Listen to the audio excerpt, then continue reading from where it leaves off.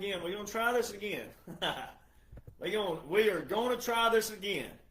Now that I got my house barricaded up, like Al Capone.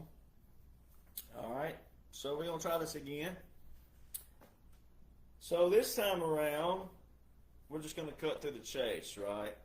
The real question is this, is why would anybody,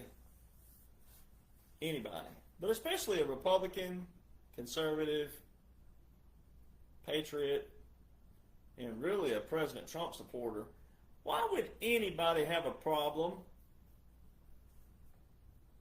with President Trump being able to expand his powers? That's the biggest key question.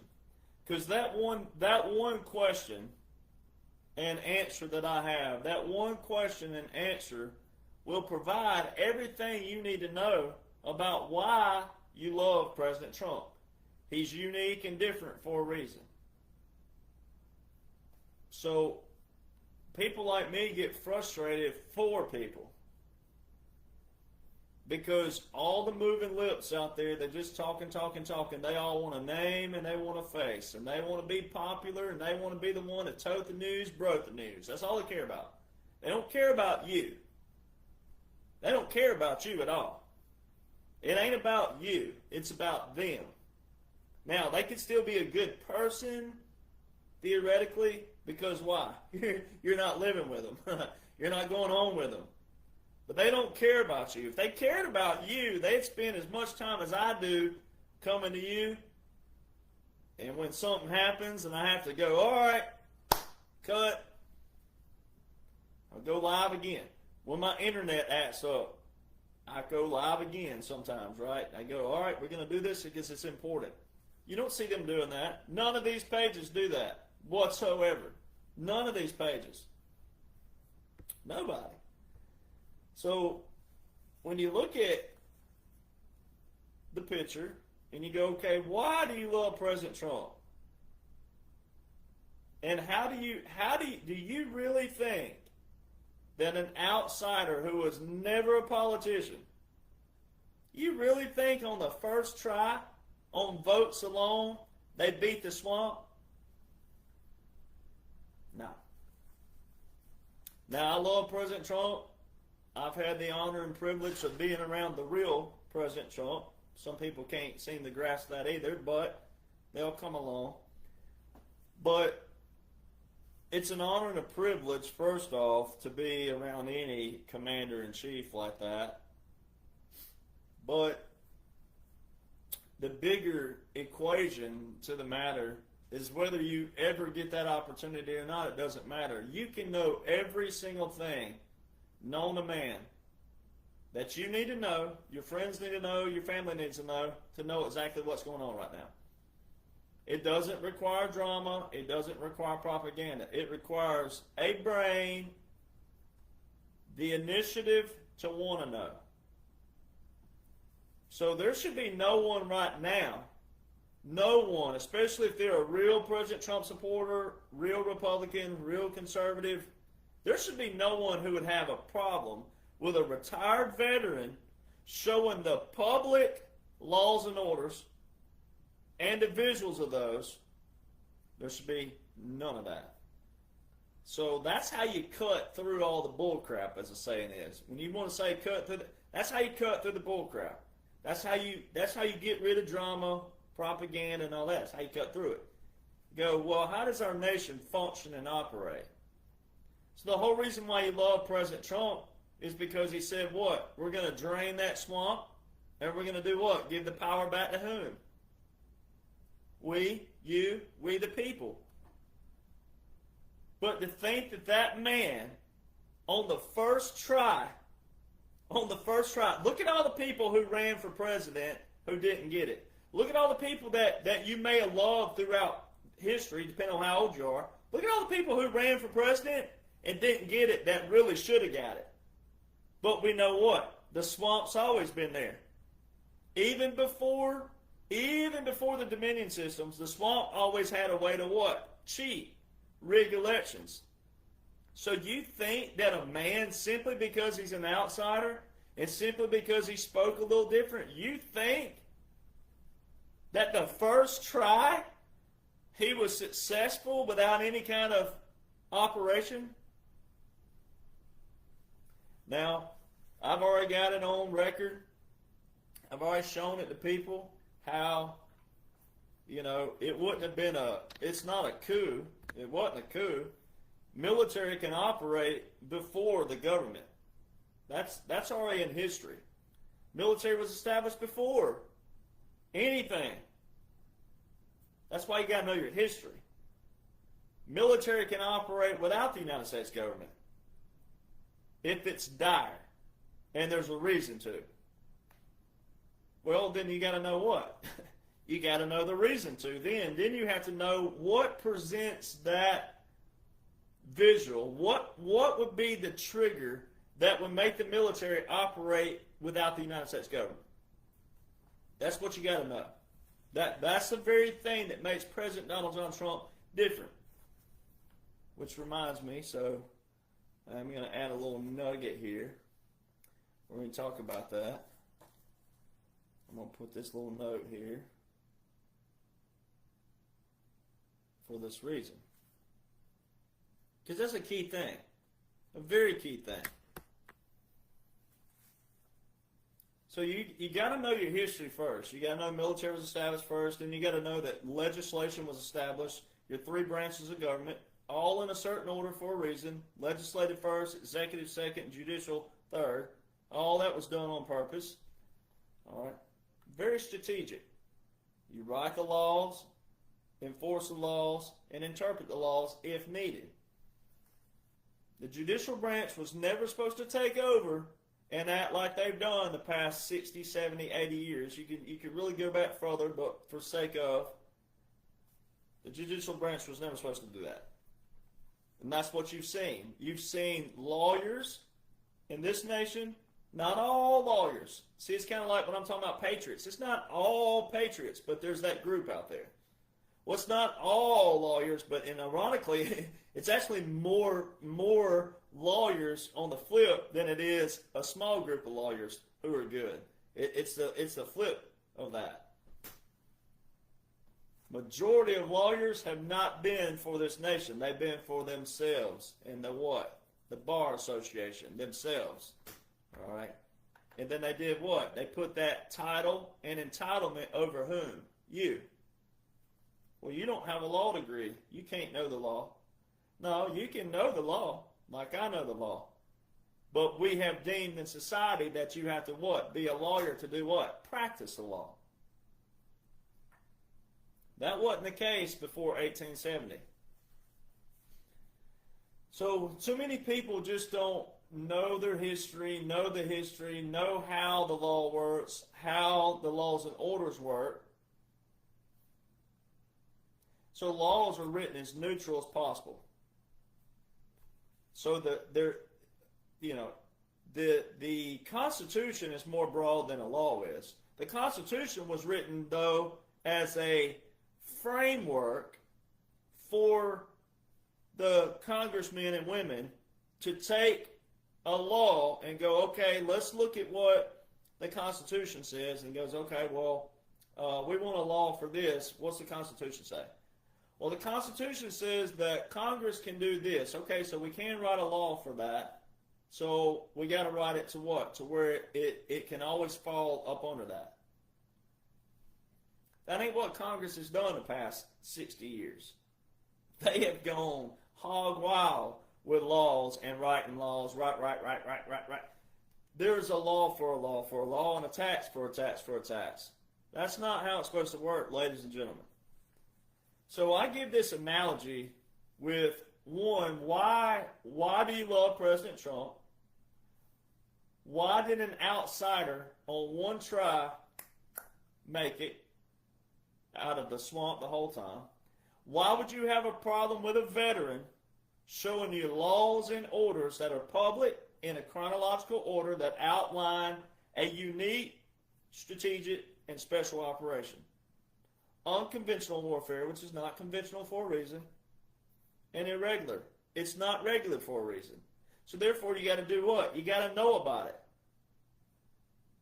So too many people worry about all the people who aren't backing someone like me. You're worried about the negative versus the positive. Because all you got to do is what most every female has already done. When I give support to the females out there, it's because females are intuitive. They're not quick to judge. They read. They listen. They study. They apply.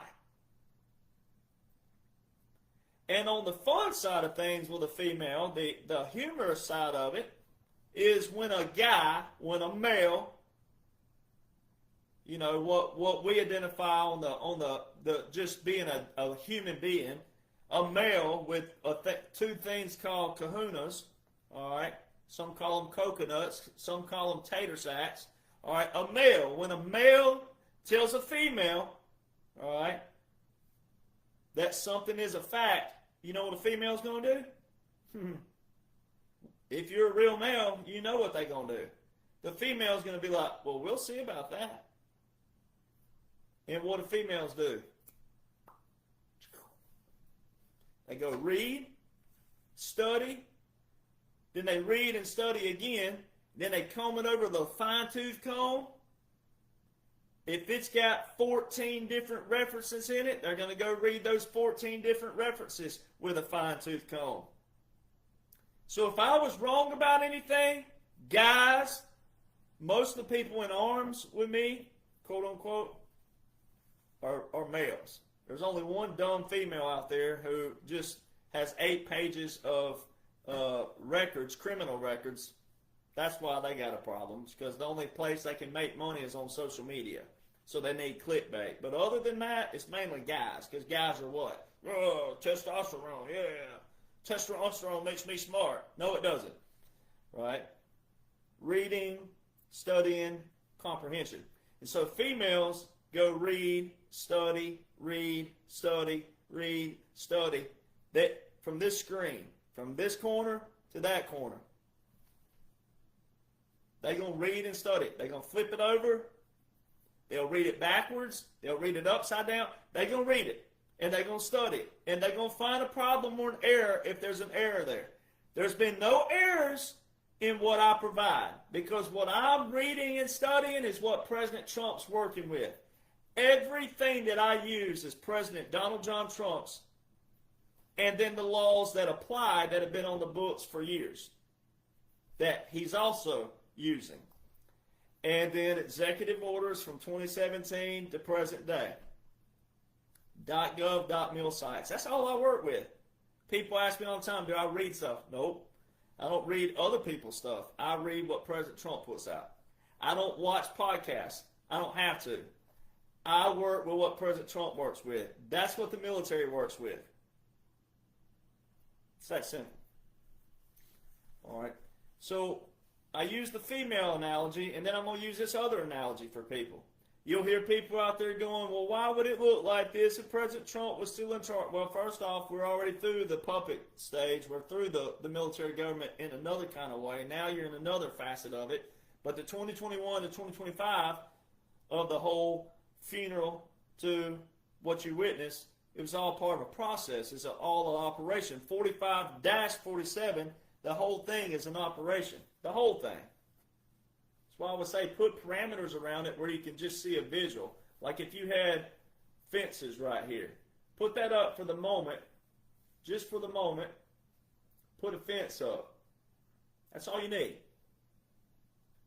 Get that right. Let's see. Just like that. That's all you need at the moment. Don't worry about what's going to happen over here. You're not there yet. See, the Bible tells you that. Don't worry about tomorrow. Today gives you enough. Don't worry about here. You're not here yet. No need to even think about this. Let's do about right here. So if you'd focus on that with the laws and the orders, you have the laws and orders there. The reason why people get tired of hearing laws and orders is because they're not reading what's in the laws. They're not seeing the orders that are being applied because they're not applying those.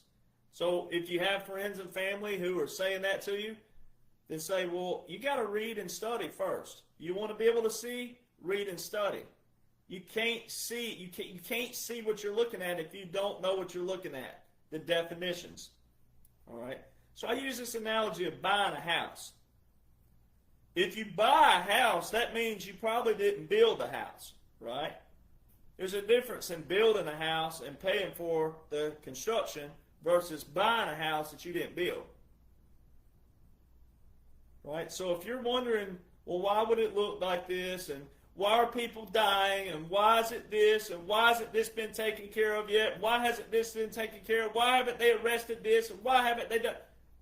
One, you're a negative Nancy. Straight out the gate, you're negative. If you're just looking for arrest and you think arrests are the whole thing, then that's the birthday party analogy. You want the birthday party, but you don't want the preparation to get to the birthday.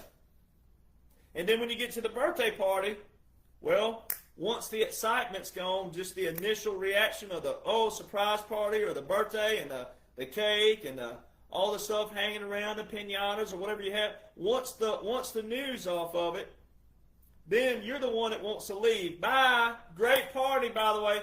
But you don't want to put up the tables. You don't want to put up the chairs. You don't want to clean up, wash the utensils. You don't want to do that. No, hell no. No, you still want to, So if you're asking all those whys, then you also haven't done what? You haven't utilized my page correctly, because I show you all the whys. It's because your foundation isn't what it's supposed to be. That's what my page is for. I show you the foundation first. Here's the laws. Here's the orders. Here's the definitions. If you don't know a word when you're reading an executive order, if you don't know what a word means, Google it. Go, what is the definition of this? Don't be ashamed if you don't know it. Look it up. That's how you're going to learn it. So it depends on your level of where you are. So my page has been predominantly for people who have already read and studied. But we know there are new people here, so we don't want you to be laggards. Welcome here. But if you're asking these repetitious questions that's already been answered 100 times a Pluto back on my page, then you're only hurting yourself. We don't want you to hurt, because that's what my page is for. So go back and watch other videos and catch yourself up, because some stuff's been taking place. It's awesome. So it's like buying a house. When you buy a house that's not yours, you didn't build, you don't start hanging pictures up. You don't start painting the shutters outside. If the doggone thing's leaning like the Tower of Babel, you don't start hanging pictures up. You take care of the foundation first. That's exactly what President Donald John Trump and the military had to do. That's what they had to do. So first thing you got to believe is this. There was a line drawn in the sand. If you want to use June the 16th when he rolled down the escalator, or November the 8th, 2016, when he surprised the whole world and won, whatever one you want to use, that's the line in the sand. Everything from that day forward to present day is unique, strategic, and a special operation. By laws. Every law that is current right now outlines a unique, strategic, and special operation. It's not a regular presidency. The whole time he's told you this in multiple ways. And there's been some recent stuff, just this week. New stuff, but it's kind of old because I've already talked about it months ago and even years ago. But there's some newer stuff in another kind of way that can show people. So if you're still saying some bull crap out there that it's just a drag along and nothing's happened, no, nothing's happened in your little tiny mindset. Hop off the page if you got a problem. Hop off, because there's people here for the right reason. Yes, it is happening. Just because some arrests haven't happened yet. You got to take care of your foundation first. When you buy a house, you go and look at the foundation. Make sure the foundation is still stable. Make sure the foundation is there. Make sure your foundation is solid. Then you look at what? If you're in a house, the walls. What's holding up these walls? You got to go look at what? Joists. You got to go look at pillars. You got to go look and see. Make sure make sure there's no termites in the in the post or whatever it is that built the house. You got to make sure of that first. So you start with the big things. That's what President Donald John Trump and them did. But you got to know where the line was drawn first. Then know what was higher priority first. People die every day. Get over that. People die every day. So there's that. So that's what they do. They start with higher priority. But see, so many people don't realize, like drug trafficking. Drug trafficking funds some of the other trafficking. So you go hardcore after drug trafficking. April 1st, 2020, Southern Command and 22 joint partners launches a operation. Well, that also takes out another portion. It also takes out some of the opioids and also Big Farm. Because Big Farm wasn't just about price gouging you with, pharmaceuticals. It was also these people out there who do what? Steal pills, take pills, and make pills, and do other stuff. You guys see the bigger picture here.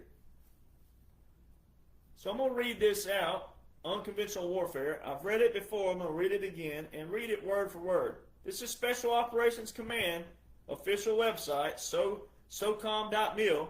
Special Operations, tip of the spear. Every time you see President Trump in a meeting, right there, that's not Space Force. That's not Illuminati. That's tip of the spear, Special Operations. All right, core activities page. Unconventional warfare. Now listen to this. Been knowing this, but people don't apply. Unconventional warfare, official definition according to Special Operations Command. Actions to enable a resistance movement or insurgency to coerce, disrupt, or overthrow a government or occupying power. All right. So you got to want to know first. That's the first thing you got to do. You got to want to know what's going on. If you don't, you're just wasting your time, period, with anywhere. Just like the third term. There's pages now. Look at me. This is what's funny. There's pages now who are just now talking about the third term, which I've already addressed in the book. I've already addressed this a long time ago about the third term. That's why the ball cap is so unique. Because that is the third term right here. That's what that dash means. 45 through 47. 45, 46, and 47. Now, President Trump hasn't validated verbally yet about the third term from the standpoint of an absolute with the visuals of the Congress and the media letting you know that. But he said it in other speeches where he said, what is this? Well, we are third term? We're a third term, aren't we? He said all these kind of things. They've been easing that back into society because of what? The liberals out there saying what? No Keens, no Keens, no Keens. No. Article 2, Section 1, Clause 1 of the United States Constitution only says 4 years in a term. It never specified for Congress to put term limits on the president. Now, you don't have to like that, but you can also love that, whichever way you want to look at it. But nowhere in our original Constitution does it say that Congress is to put term limits on the president like they did in 1951. That was a violation of the Constitution. The same people who yell all the time, oh, the Constitution, violated it. Now, we're not going to go over 2017 to 2021 and break down everything again. Just a few things to bring us up to speed to what happened this past week, some stuff that you can see. But for sake of tying in, so 2017 to 2021 was a resetting of the legislative branch. 2021 to 2025 by laws, all this is outlined in laws and orders. 2021 to 2025 was a resetting of the executive branch. And right now you're watching the resetting of the judicial branch. It's judge this, judge that, court this, court that, court said this, court blocked that, judge blocked this, judge blocked. It's all judge, judge, judge, judge, judge. Court, court, court, court, court. And if you saw what's on the docket for President Trump, Donald J. Trump versus United States government, if you saw what's all on the docket right now, chill bumps, baby. It's about to be some fun starting up. But you got to let it play out. they are taking care of your foundation first. They're taking care of the high priority and working their way down. And when it's cleaned out, you should what? Appreciate that. So getting back to President Trump, if you think that he walked in as an outsider on the first try and won in 2016, I've already proven how military would have already been involved. And here's how. Here's how you know that. And it's going to tie into what I'm saying. This is so freaking funny, but it's also freaking awesome for every patriot listening. It's even better because something that just happened in the last few weeks, months, if you will, that adds to it. All right, so in 2018, 2020, 2022, and 2024, for the first time in U.S. history, the National Guard were activated for the elections. You cannot be at a poll anywhere in this nation, ladies and gentlemen, in a uniform, unless you're on official duty, which would have to be presidential, because the election is statewide, all 50 states. So that's federal. That's Title 10 presidential. There is no, now listen, this is very key. I've shown you where all the Title 10 orders are for the California movement and all the others, I say movement, the military movement, that kind of movement. The Texas National Guard, the Texas, also all the other National Guard that went to Texas, the reserve components, all those Title 10s are in executive orders. In 2018, 2020, 2022, and 2024, the National Guard, all over nationalguard.mil, deployed to polls. Title 18, federal law. Title 18 is criminal procedures of federal, so federal. Title 18, Section 592, you cannot be at a poll anywhere unless you're on official duty. That's presidential. There is not a Title 10 order in place from January the 20th, 2017 to the 1st, which would have been November 2018. There's no Title 10 order in place. Do you know where that order has to be? If it's not in an executive order, you know where that order has to be, ladies and gentlemen? There's only one location. Presidential Emergency Action Document, a PED. It's short for, that's the acronym, PEDS. P-E-A-D-S. Presidential Emergency Action Document. Now, all the people that you've seen attack me, all the haters, all that stuff, especially early on 3 years ago, all these people have said there's no way a president can expand his power. Yes, he can. President Eisenhower established the Presidential Emergency Action Documents and the Continuity of Government. They accompany each other. Can't have one without the other. And I'm going to read this here in a minute, but I got a list up here.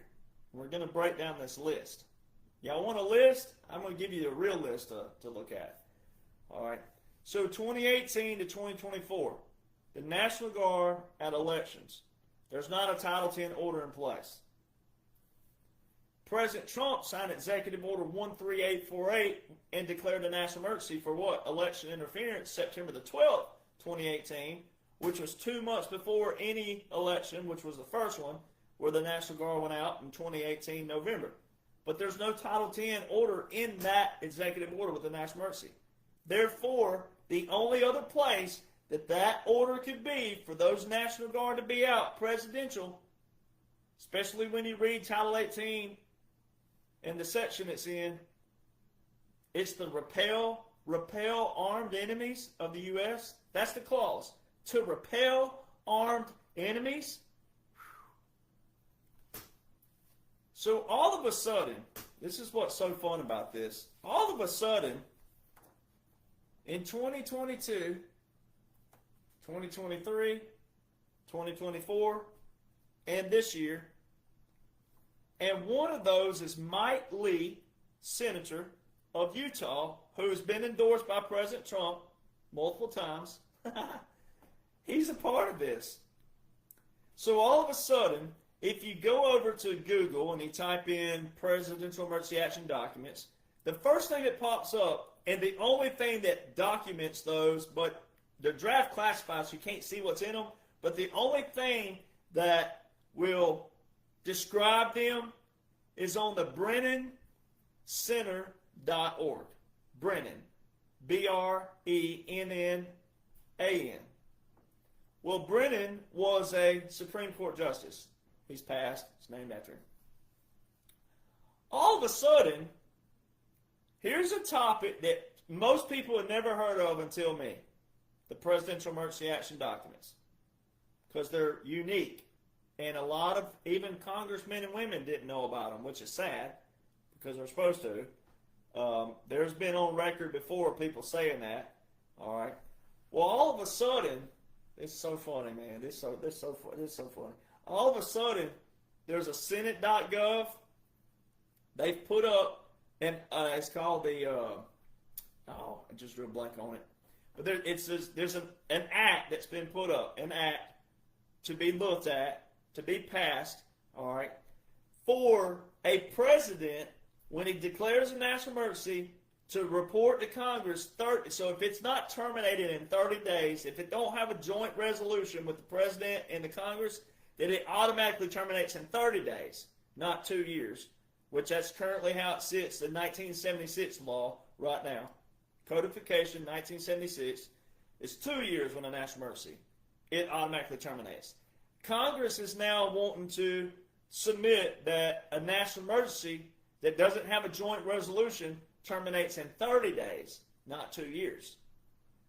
But the other cherry on top is that they want the Presidential Emergency Action Documents to be classified or shared with Congress immediately.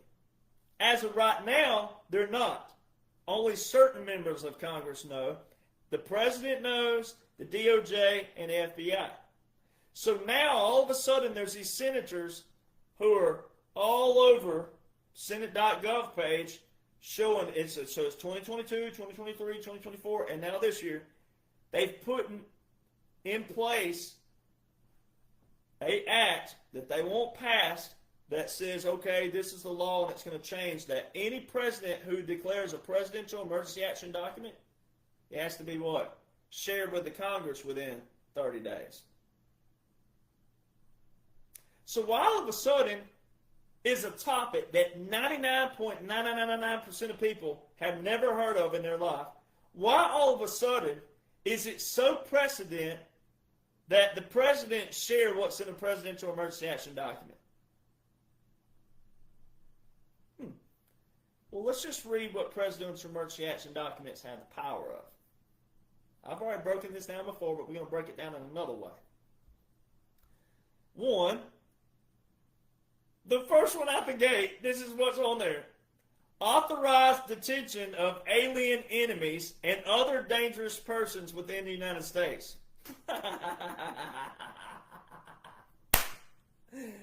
Alligator Alcatraz!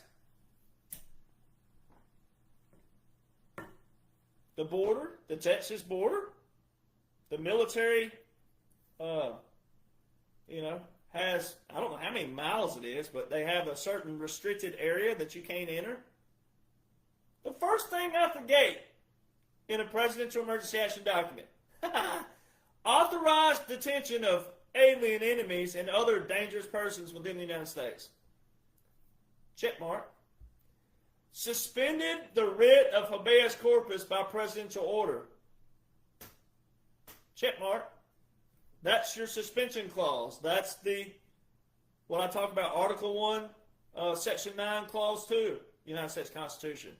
You can suspend the writ of habeas corpus. All right, which means what? When you suspend that, then you have a what? A military government, military occupation, and a continuity government. Because that would be suspension of Constitution, basically. With the writ of habeas corpus. That's what that is. It's for rebellion or invasion of what? Public safety. President Trump's told you what? Over and over and over and over again, what? We've been invaded. This is an invasion. A pure invasion. Invasion. Invasion. But then he also told you what? Our gravest threats are not where? Abroad. They're where? They're within. Providing for various forms of martial law. Well, that's what a military government is. Military government and military occupation is a martial law. So when you hear platforms out there saying, oh, what would the president have to do to declare martial law? What would we have to see? What kind of action would that be? You're already in it. And we've been telling you this for years now. You're already in it. Laws show this. Not because I want it to be. Laws show it. But it's an unconventional warfare. It's not what you thought it was going to be. So, see, when people can't see something they think is that, it's because they don't even know what it actually is. This was never to be boots on the ground looking like Iraq in the U.S. It was to take care of business as much as possible without people seeing certain things. And it's been successful. Issued a general warrant permitting search and seizure of persons and property. Now here's the other one. This is another one. Established military areas such as those created during World War II. Texas! The Texas border, President Trump's been telling everybody that's a military restricted area, not to enter. Even a civilian, if you wander down there, looking like the people in traffic in a traffic jam or whatever, trying to look over rubbernecking, you walk in that restricted area, they're going to take you in no different than those illegal migrants. That is what a military area is that they're talking about. In World War II, the Army, the Army took over all these different airports. Some of them actually became permanent forts. Fort Huachuca is one of them down in Arizona. All right, that was one of them. But there were some that dissipated and became regular airports, regional airports, national airports, and international airports. The Army overtook the Army Air Corps, which turned into the Air Force in 1947. But the Army Air Corps took over all the airports, regional, national, municipal, little airports for the military. That's a military area. This is a presidential emergency action document telling you. Most of these are checked off of what you're seeing right now. Still active, if you want to call it, if that's the term you want to use, active. That's what you're seeing. Suspended production of the Federal Register. Well, they're still using the Federal Register right now, so that's not, wasn't a key component. Declared a state of war and authorized censorship of news reports. Spaghetti-o. Authorized censorship of news reports. Well, why is it all of a sudden that the news, the last 5 years, have used the terms capitulation over and over and over? Capitulation? That's not a federal government term. That's a military term. It's a law war manual term. Why are the news reports saying stuff like puppet government? That's not a federal government term. That's a law war manual term. That's a military term. That's a special operation term. That's an unconventional warfare term. Puppet government. White flag of surrender. It's not a federal government term. That's a military term. That's a law war manual term. That is a occupation term. Occupied territory. That's not a federal government term. That's a military term. That's a law war manual term. That's an occupation term. That's an unconventional warfare term. And what have you just seen?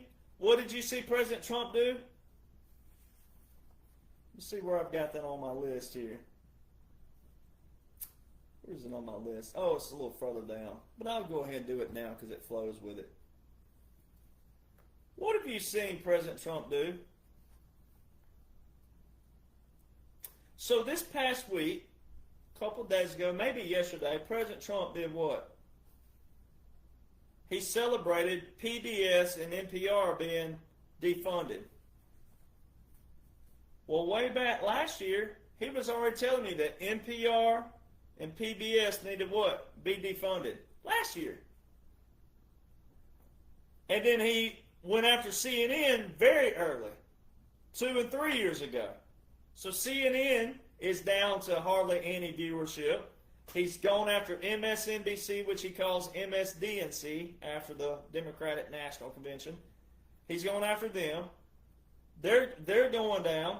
All right. Now PBS and NPR are being defunded. What else can you see? Oh, what have I told you? 2 or 3 weeks, well, it's months ago now. And then about a week ago, another article by what? So this is two different terms, 2 different times, 2 different things. However you want to word it. President Trump shares that the AP, the Associated Press, the big boys, Associated Press had been banned from the White House and Mar-a-Lago. And that also means they're banned from presidential travel as well. So the AP, it said AP being banned is being upheld by the appeals court. Ladies and gentlemen, when something's being upheld, that means it's already been put in place way back here. It's already been in place. An upholding means that it was already put in place back here. Well, did the president tell you about that? Did President Trump tell you we're banning these people? No. You know why? Because it's a war order. 47 United States Code Section 606 is actually titled War Powers of the President. He can suspend, he can revoke wire communications. And you have absolute 100% proof. The AP being banned from the White House, Mar-a-Lago. That is straight up a war power, and a war power only.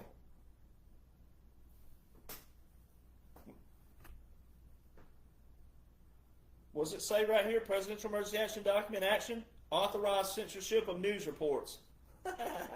And now NPR and PBS defunded. So there's CNN, MSNBC, NPR, PBS, AP. So if you don't see something at this point, you need to clean your ears out. That's all I got for you. Clean them ears out. October last year. Hard to believe it's almost a year. October last year, President Trump said, we are in occupied territory. We're an occupied country. We will soon no longer be an occupied country. The Great Liberation starts on November the 5th. Then he followed up a couple of days and weeks later with the Great Restoration starts on January the 20th, 2025. He didn't say it's going to be finished. He didn't say it's going to be over. He said the Great Liberation starts on November the 5th. The Great Restoration starts on January the 20th. See, people don't listen. And now, your presidential emergency action documents accompany a continuity of government. Now, let's go back over the continuity of government. Now that we read the list of PEDs, this is just a short list. This is like the big list. And 95% of this big list, it's got a check mark by it that President Trump has done that you can actually see with your eyes and with your ears if you know what you're looking at and what you're listening to. Every part of me has been validated a million times. Anybody who says otherwise is because they lack the initiative to read, study, comprehend, and or what they're reading and studying, they can't comprehend. And they shouldn't even be voted for dog catcher. Just straight up. So a presidential emergency action document. President Eisenhower and 5-star general. He was a 5-star general, rare 5-star general. We've only had 8 5-stars since the Civil War.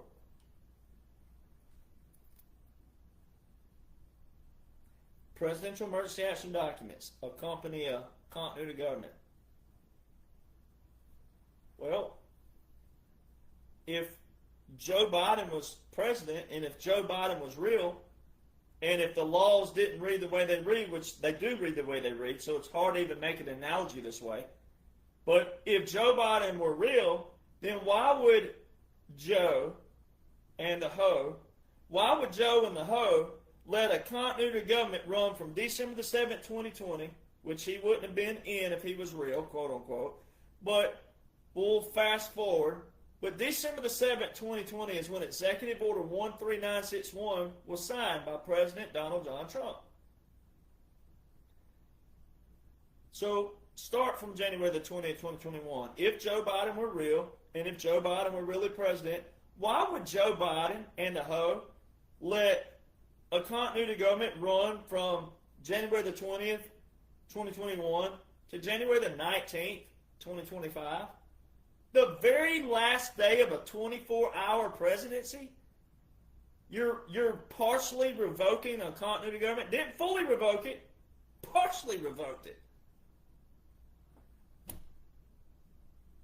Make that make sense. So see, it's not what I want. This is not what I want it to be. This is what the law reads.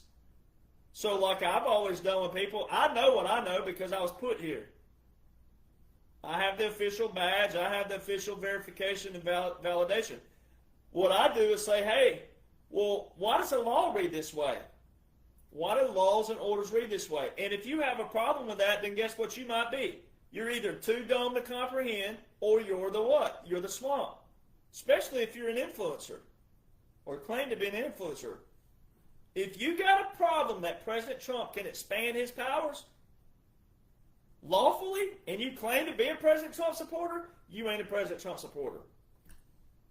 That's what presidential emergency action documents do. They expand the power of the president. It's a lawful move. It's a lawful strategy, and it's a military strategy. You cannot revoke something that wasn't invoked. I mean, clean your ears out and hear that again. Say it louder for the people in the back. You cannot revoke something that wasn't already invoked.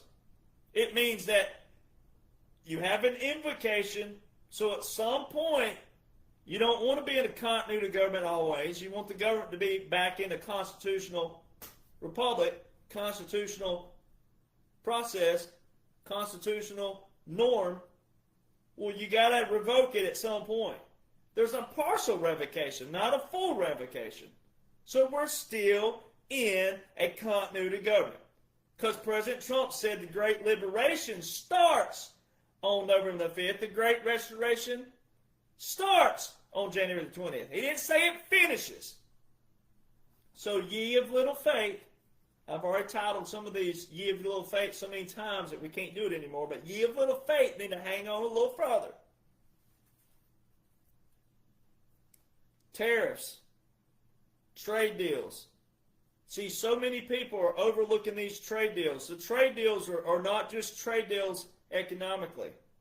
You got to think about the bigger picture. It's military as well.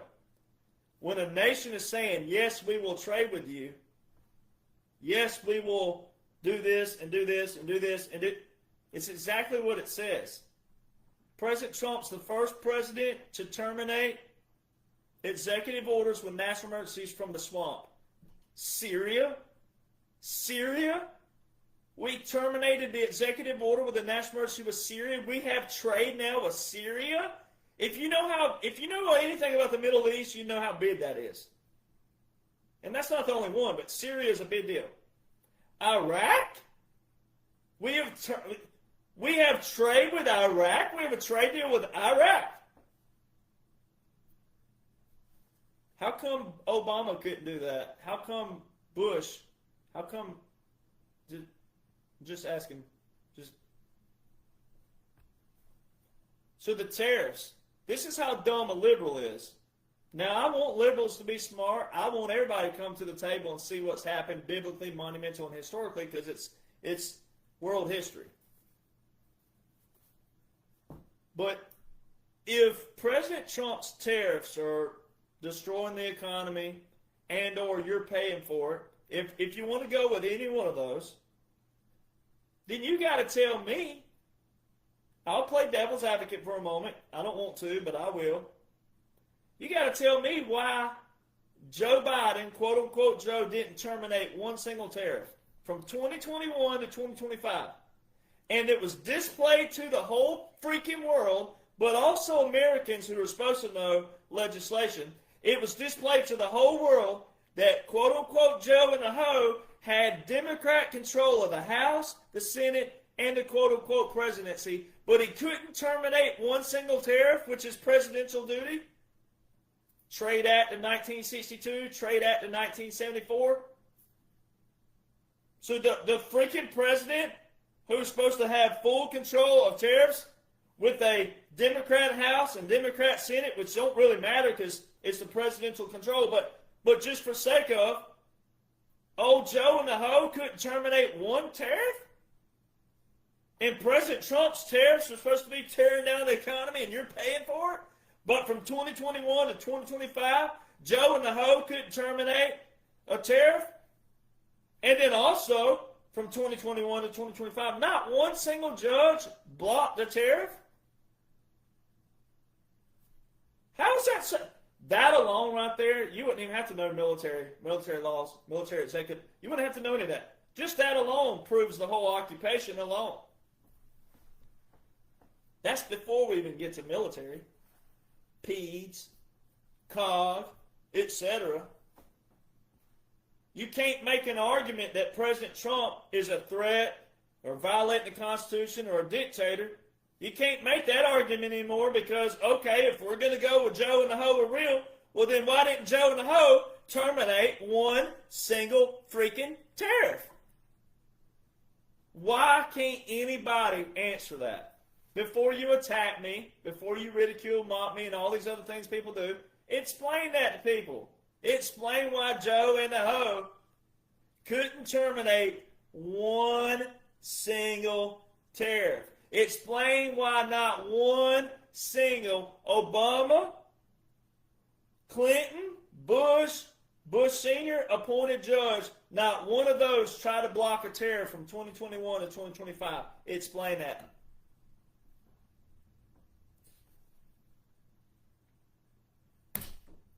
So therefore, nobody should be complaining, arguing, griping, fussing. That one thing alone proves the whole thing.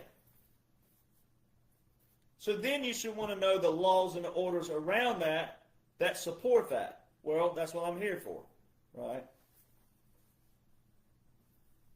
So now you all of a sudden have all the senators saying that presidential emergency action documents should be what? Reported to whom? Congress.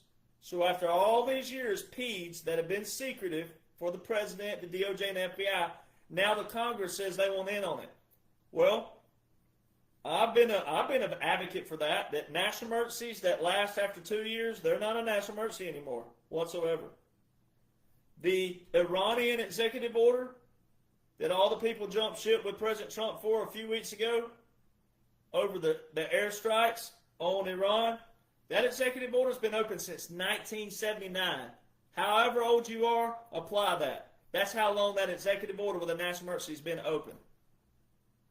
First time we've done anything with Iran with the big stick over across their head,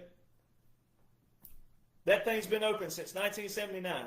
That's not a national emergency anymore, ladies and gentlemen. So what they're doing, I believe, is what it looks like, is they're setting this up to where after we're done with this, President Trump's utilizing all the laws and orders that's been in place, the military, this operation, this strategic and special operation, they're using those to clean out the swamp, to clean out everything, and then going to reset it, meaning, no, we don't want national emergencies to be open for 10, 20, 30 years. And if there's not a joint resolution within 30 days, terminate it. That should be common sense for everybody. So they're setting the table for what's coming in the future. Then also presidential emergency action documents. Well, if Congress was doing what Congress is supposed to be doing, working for we the people, But see, they can't work for we the people when the people don't even know the basic, simple core principles of what you're supposed to know. 3 branches of government. Name them. 68% of America can't even name the 3 branches of government. Oh, but you want to argue and fuss, and Derek Jonhson, all he does is yap, yap, yap, yap, and this, that, and that.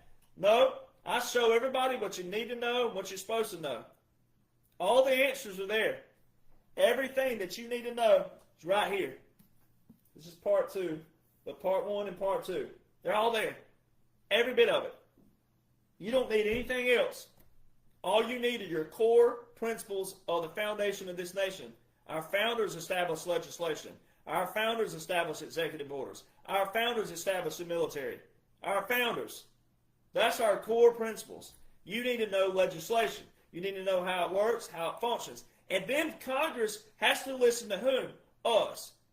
They should be writing laws after what we want. So if you're in the state of Mississippi, then whatever Mississippi needs, the people should be telling the legislators, this is what we want, this is what we need. Cohesive. If you're in the state of Michigan, you're not going to have what Mississippi has. You should, and then when they need to meet on the federal level, it shouldn't be all the time 24/7 like these career politicians have done, taking from your pocket. It should look like our Continental Congress way back in the day in our foundation where they meet when they have to. Not all day, every day, twiddling their thumbs, making money off of you. That's why all these taxes were established. That's why all these different things were established. Where they do what? They can't establish and create a job, so they did what? They established a tax. Well, we'll tax this highway right here. We'll take it from them, right? No, because they didn't know how to create wealth. They don't know how to create wealth. That's why President Donald John Trump was asked to do what he did. So the trade deals are very important. Those are key things. You should be worshiping those going, wow, that is awesome. So the people saying, I don't see anything. When are we going to see something? Those are part of what you need to see. Go read them. Go look at the places he's making deals with. Vietnam. We've never even been in the Vietnam market. That's a big deal. And while we're on that, let me just make a little excerpt here. While we're on that, we were talking about generals a while ago. There's only been 8 5-stars since the Civil War. That includes admirals, but still 8. Only 8. Do you know that not one single general has been killed in combat since the 1940s? Not one single general has been killed in combat. Only one colonel has been involved in an airstrike from Korea to Afghanistan. One was a friendly fire incident. One was an airstrike. The others have been plane crashes or things of that. Not one single general has been killed in combat. That should tell you right there. That should tell you right there that from Korea to Afghanistan were man-made, political, deep state wars.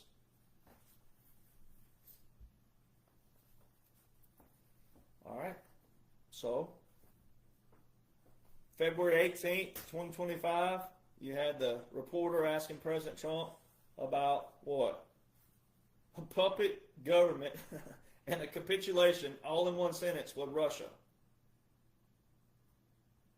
A reporter asking President Trump law war manual terms?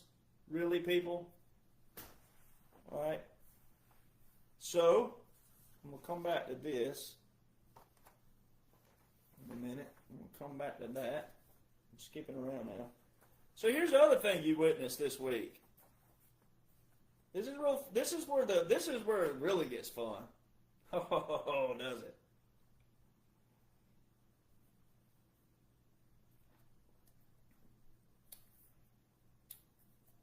Drinking out of my right beer right now. So President Trump started giving warnings to the former president of Russia.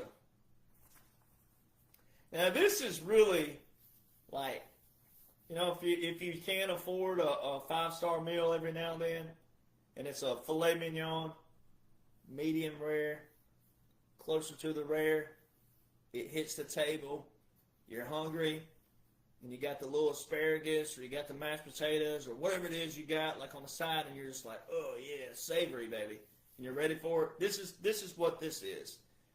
And this also goes to the people. I've never said the F-bomb before. I don't know how. I've been close, but I've never done it on air. But if there was ever going to be like a you can stick this up or sit on this and rotate kind of deal, like the middle finger, like there's ever going to be like one of those for the people out there who just keep saying that nothing's happening and I don't see anything and all this stuff. This is like the part where patriots, you know who you are. You're going to feel this. This is the part where you really want to sit on this and rotate. All right. President Trump gave a warning this week to the former president of Russia. Former. And we're talking now, I'm going to tell the years, but we're talking over 10 years. So why would the former president of Russia be the one President Trump's giving a warning to? Y'all know what this grin is, right? Those that follow me, you know what this grin is. That's called a shit-eating grin. President Trump was giving warnings to the former president.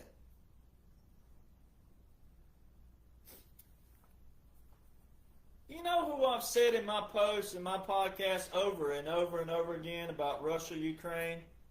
You know what I've said about who was not president from 2008 to 2012? Putin. Putin was not the president from 2008 to 2012. May 2008 to May 2012. Putin was not the president. He was prime minister, but he was not the president. You see what years we're talking about? 2008 to 2012. Guess who was the president from 2008 to 2012? This president that President Trump is giving warning to, the former president. Do you know what happened in 2010? Do you know a little thing that happened that President Donald John Trump said was the greatest scandal in U.S. history? Uranium One. Do you know who Uranium One was affiliated with? Hillary Rodham Clinton. Bill Clinton. There's a photo of HRC and Putin had a little grin on his face. But he was prime minister. He was not president. Do you see what's hitting the waves right now? And Obama and his boyfriend, his husband, hasn't defended him one time. You know, the gaslighter in chief. Remember him? All the speeches were geared towards gaslighting the American people. And then Big Mike always talking about, that's my man, my man, my man, my man, my man. I can talk jive. I'm from the South. I grew up around the country hoods. I can talk jive. My man.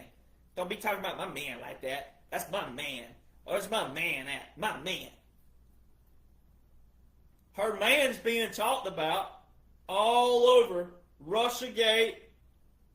The classifications already been put out. All of it's been put out. The DNI, I've gone through all the files. I've done read through all the files, which we already knew it. If you're a patriot and if you're a veteran who knows the laws, we already knew that. But for the people who didn't, it's all there.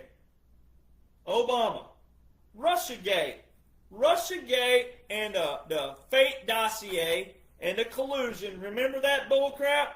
There's two things patriots want to forget. Collusion, collusion, collusion. All throughout that time period. Oh my Lord. If they said that word another time, I think I could have punched a brick wall and not scathed my hand. and then COVID. Those are two things that patriots, you talking about fighting mad, we're going to get fighting mad.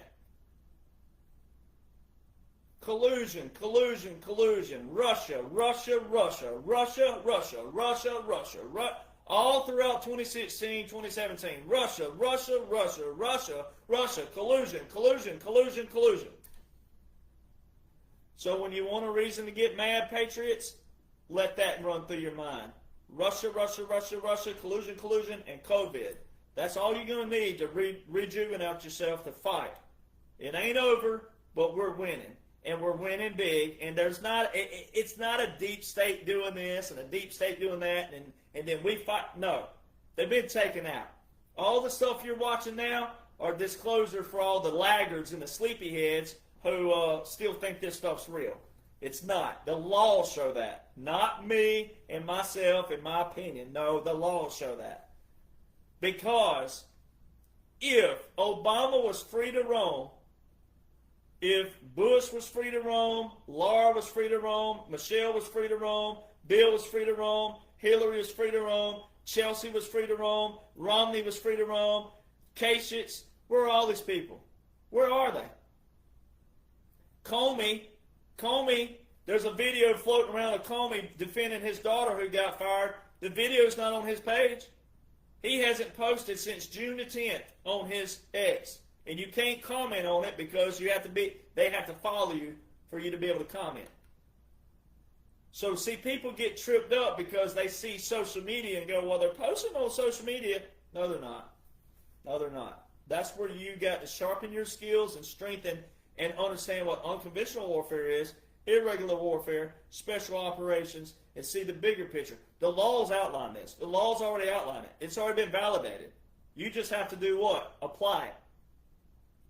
Now, special operations and unconventional warfare, you don't need to know all of it in the sense of like the grant. You need to know how it applies to President Donald John Trump and what they're using it. That's what I'm here for. Because this right here, the former president, 2008 to 2012, it ties in everything. Why would a former president who's on some low-level council now, why would he be a threat? What did President Trump say? What did he say? Who still thinks he's still president? And what did the reporter say February 18, 2025? What did she ask President Trump about a what? Capitulation and a what? A puppet government? That's what puppet governments do. They have a real president, then they have a fake president. They have an installed president. You want to know why Putin was so giddy and smiling when he handed President Trump the soccer ball? This is why. He wasn't president. He had a reason to capitulate to President Trump now as president. All right? And it's a little thing called this. You got to notice a few little things. NATO. Ukraine is not a part of NATO.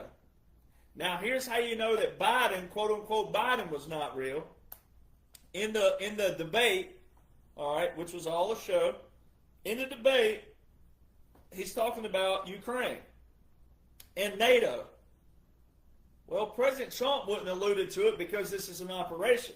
So see, that's how when anybody says, well, why didn't President Trump call that out? Because it's an operation. You're not looking at the bigger picture. But how you know, once you know the laws and the orders and vote and the visuals around them, how you know what you're watching is still part of the operation is when, quote unquote, Biden mentions Ukraine, but then he mentioned another one, Belarus. He mentioned Estonia, Belarus, and one other country, and I forget which one it was he mentioned. I have to go back and watch. But Belarus, there's two countries that are not a part of NATO that he named in that quote-unquote debate. So you got to apply this right here. If Ukraine and Russia was a real war, don't worry about what President Trump's saying right now when he's doing certain things that are distraction pieces. See, you got to know what a distraction piece is, and then you got to know what a real piece is. The real piece will be back with laws and orders. The distraction will be back with those laws and orders over here, but the distraction they may not want you to know what that is yet. So you got to hang on to what you can know, because what you can know outlines a unique strategic, special operation, unconventional warfare, irregular warfare, military government, military occupation, continuity government.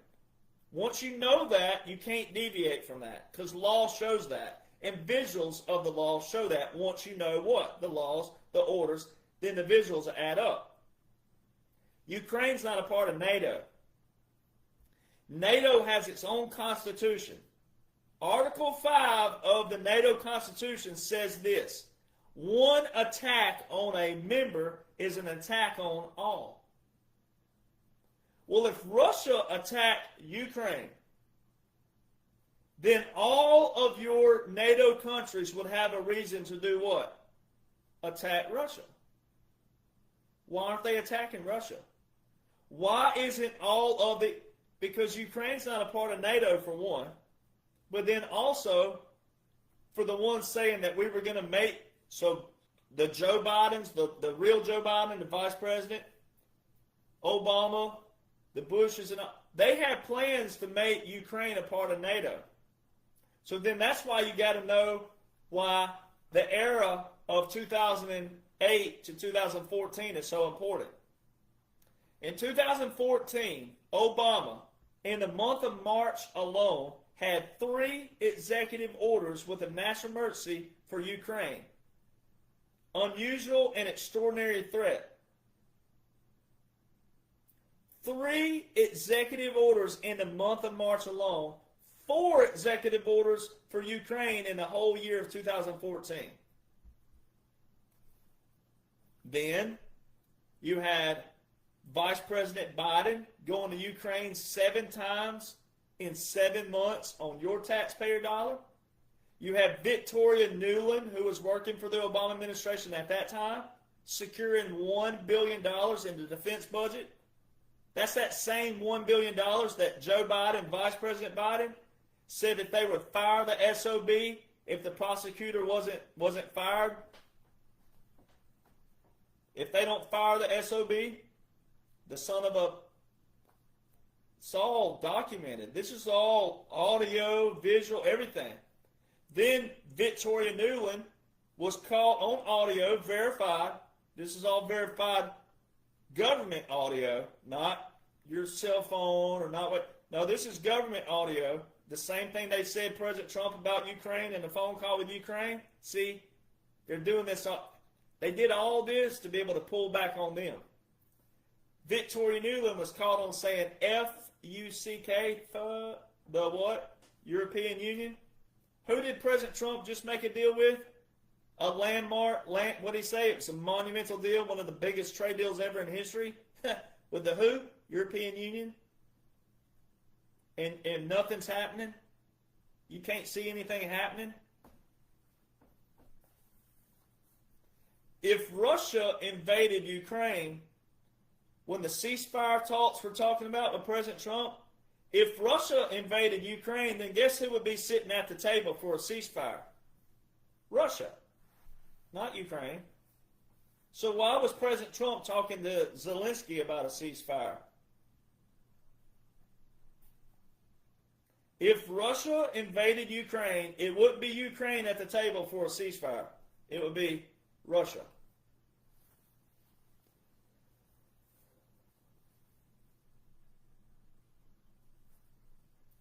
So now, this is how this all ties in. Now watch this. The former president of Russia, 2008 to 2012, Epstein, and Obama. Now this is why all the people who jumped ship with President Trump over the Epstein thing, you look stupid. Now I know stupid is a strong word. Some people don't like the word stupid. You look stupid. It's fitting for this situation. Because you either didn't see the bigger picture because you didn't want to, or you have me, but you don't utilize my page correctly. You don't listen, you don't read, you don't study. I've done all the homework for you. I've done everything for you. I've done all the cliff notes. So you get to get the cliff notes of the cliff notes. So this is how it all ties in. Who was the president in 2008? George W. Bush. Epstein took a state charge. He took state charges in the state of Florida. Well, we have a thing called double jeopardy in law. Once you've been tried for something, wherever you've been tried, like if you've been tried at state, all right, for a certain whatever it is, you can't be tried for that again. Once there's already a judgment on that, and especially if it was some fine or prison time, once you've been charged for something, it's called double jeopardy. You can't be charged for that again. So when Epstein was arrested again in 2019, they had to arrest him on what? Federal. Who was the president in 2019? He was arrested on a federal. Now this ain't no debate. Don't comment. This ain't none of that. But still, like, you know, so he hangs himself over a federal. He wouldn't have hung himself over a state. Because prostitution and sex trafficking at any kind of level is that's bad, right? So if you were going to be charged for anything related to those topics, why wouldn't you kill yourself initially with the initial charge itself? All right. So you could split the hair however you want to split it. There's a bunch of different avenues to go with this, but I'm going with the avenue of how the bigger picture ties in. The trafficking on the grand scale. But the other thing is this, is that even if Epstein was completely over here, nothing to do with federal laws and nothing to do with the military, et cetera, which it is separate than the military per se. But there's the leverage, sure. People who made points about leverage, that's a key thing, but it's a small thing. But the other thing is this, is that if President Trump was in that, if there was a list out there, if there was a file out there, whatever you want to call it, documents, then one, why did President Trump say, all right, release it? Why did an Obama-appointed judge block the releasing of the grand jury documents? See, no one got up in arms over that. Oh, no, it's all President Trump's fault. He's trying to hide something. He's covering something up. They're trying to buy time. An Obama-appointed judge? So you're saying this Obama-appointed judge has seen the light and she's shifted colors? You have to make that point, and there's no way to prove that, but that's the only point you would have if that were the case. And then the other thing is this.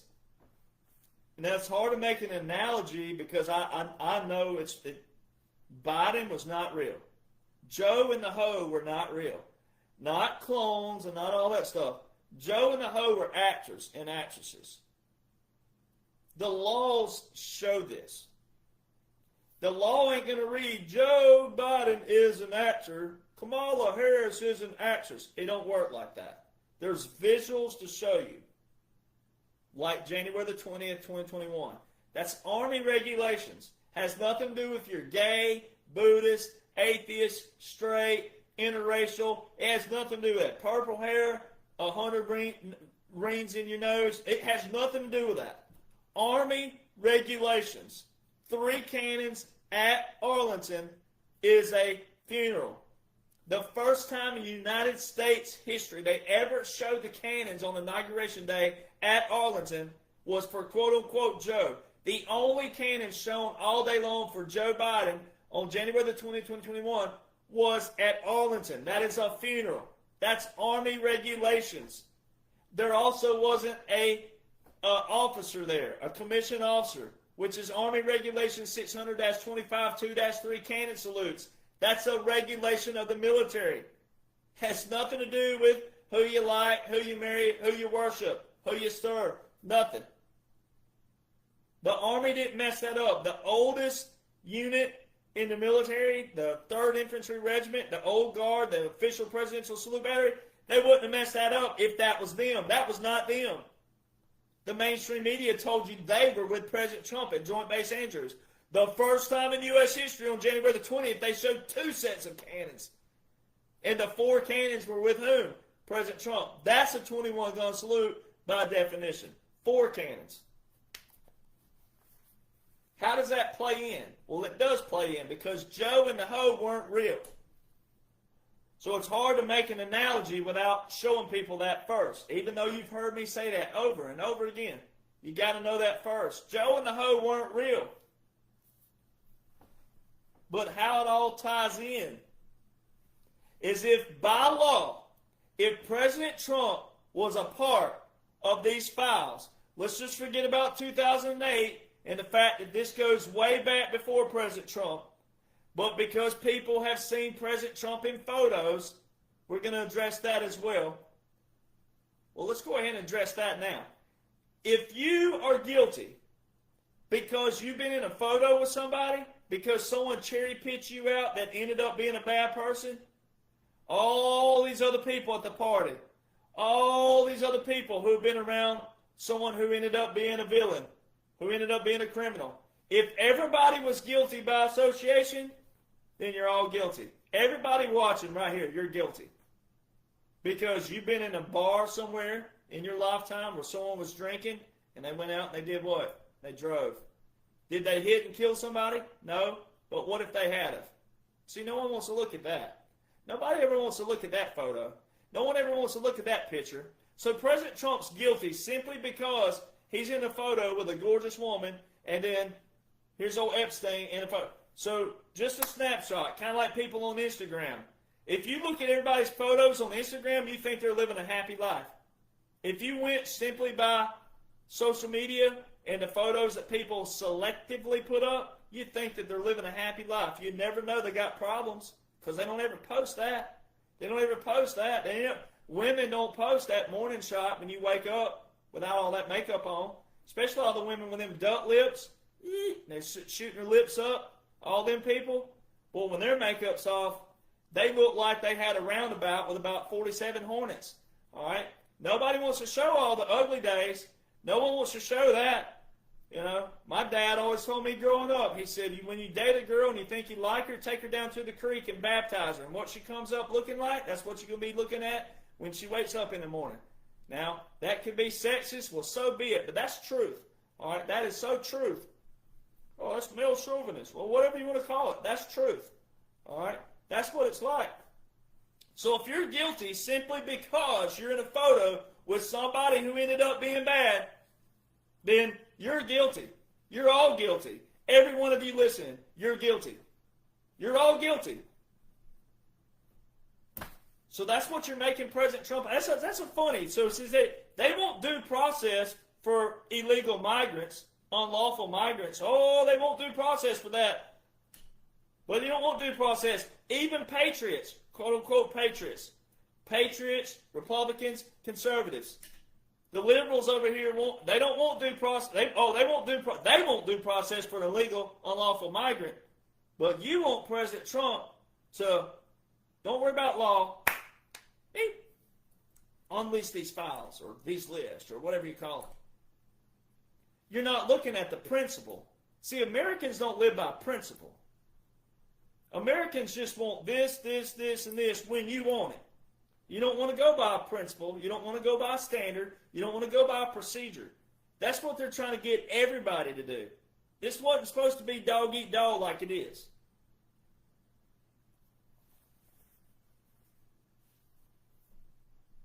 So, if President Trump, if his name was in a file somewhere, was in a list somewhere, was anywhere,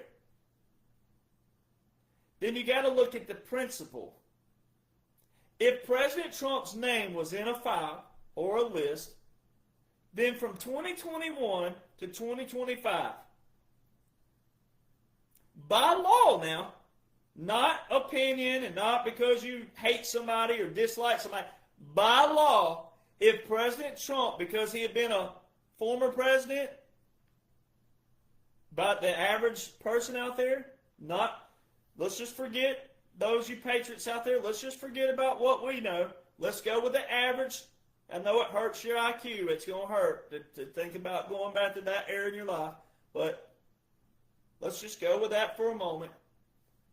If President Trump was in a file or a list somewhere, by law, if Joe and the Ho were real, and if you even thought that Obama was back here pulling the strings, if you thought any of those things, by law, Joe, Kamala, Obama, Janet Reno if she was alive, whoever, name them, Schumer, Schiff, Comey, Clapper, all of them, by law, whoever you want to name, by law, would have had a what?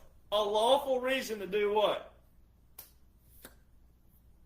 Open that up.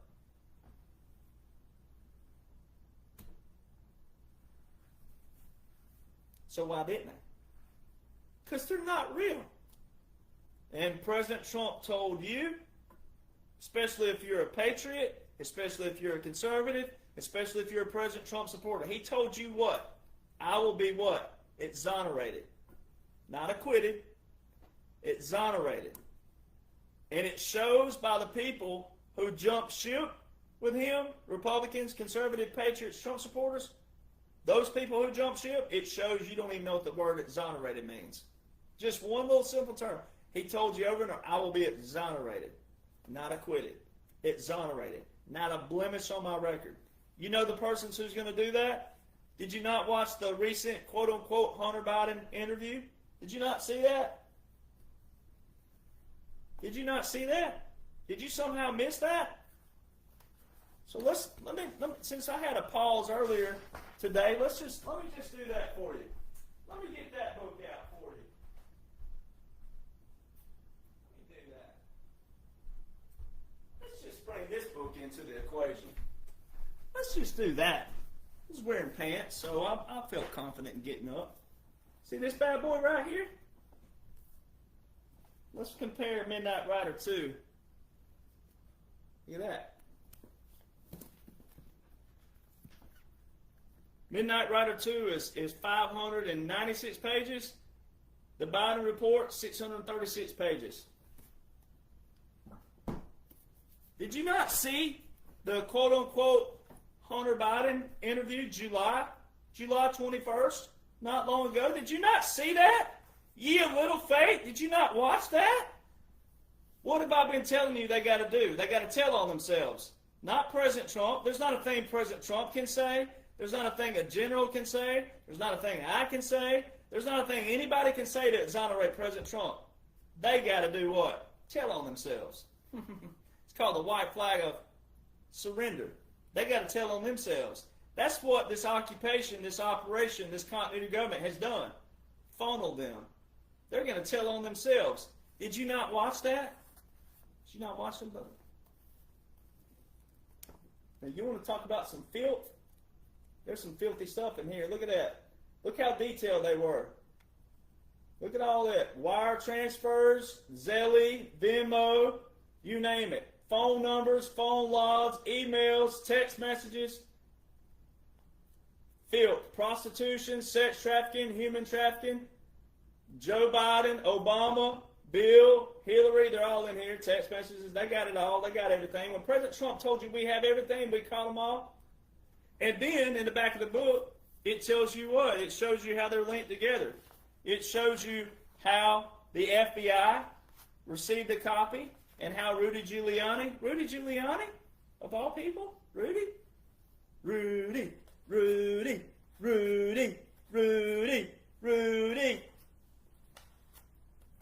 Giuliani, and then Rudy Giuliani took the copy where? Marco Polo Research Group. And they put this 636-page book together of everything. And in that recent quote-unquote interview with fake Hunter, that's not real Hunter, but for the people that think he is, whatever, you can believe that, whatever you want to believe, it doesn't matter. Guess what happened? They confirmed the laptop was real, and they confirmed Rudy Giuliani had a copy of it. Guess what this book does? Confirms how Rudy Giuliani brought that copy to Marco Polo Research Group. You remember Patriots? Remember Patriots? All my good following Patriots. Remember when the people were bombing me 2 and 3 years ago? Oh, that's nasty. Why would you post that stuff? I didn't post anything nasty. They bleep out all the photos. But you need to see that stuff. See, that's people not wanting to accept reality. So, quote unquote, Hunter, like criminals do, criminals are dumb. Most criminals are dumb. They leave a trace. This wasn't the first time he left his laptop. He left another laptop somewhere else. This ain't the first one he's left. See, old dumb Hunter, the dumb son, the dumb one. No IQ. He brought them all down. This has everything. It's got the text messages of the big guy.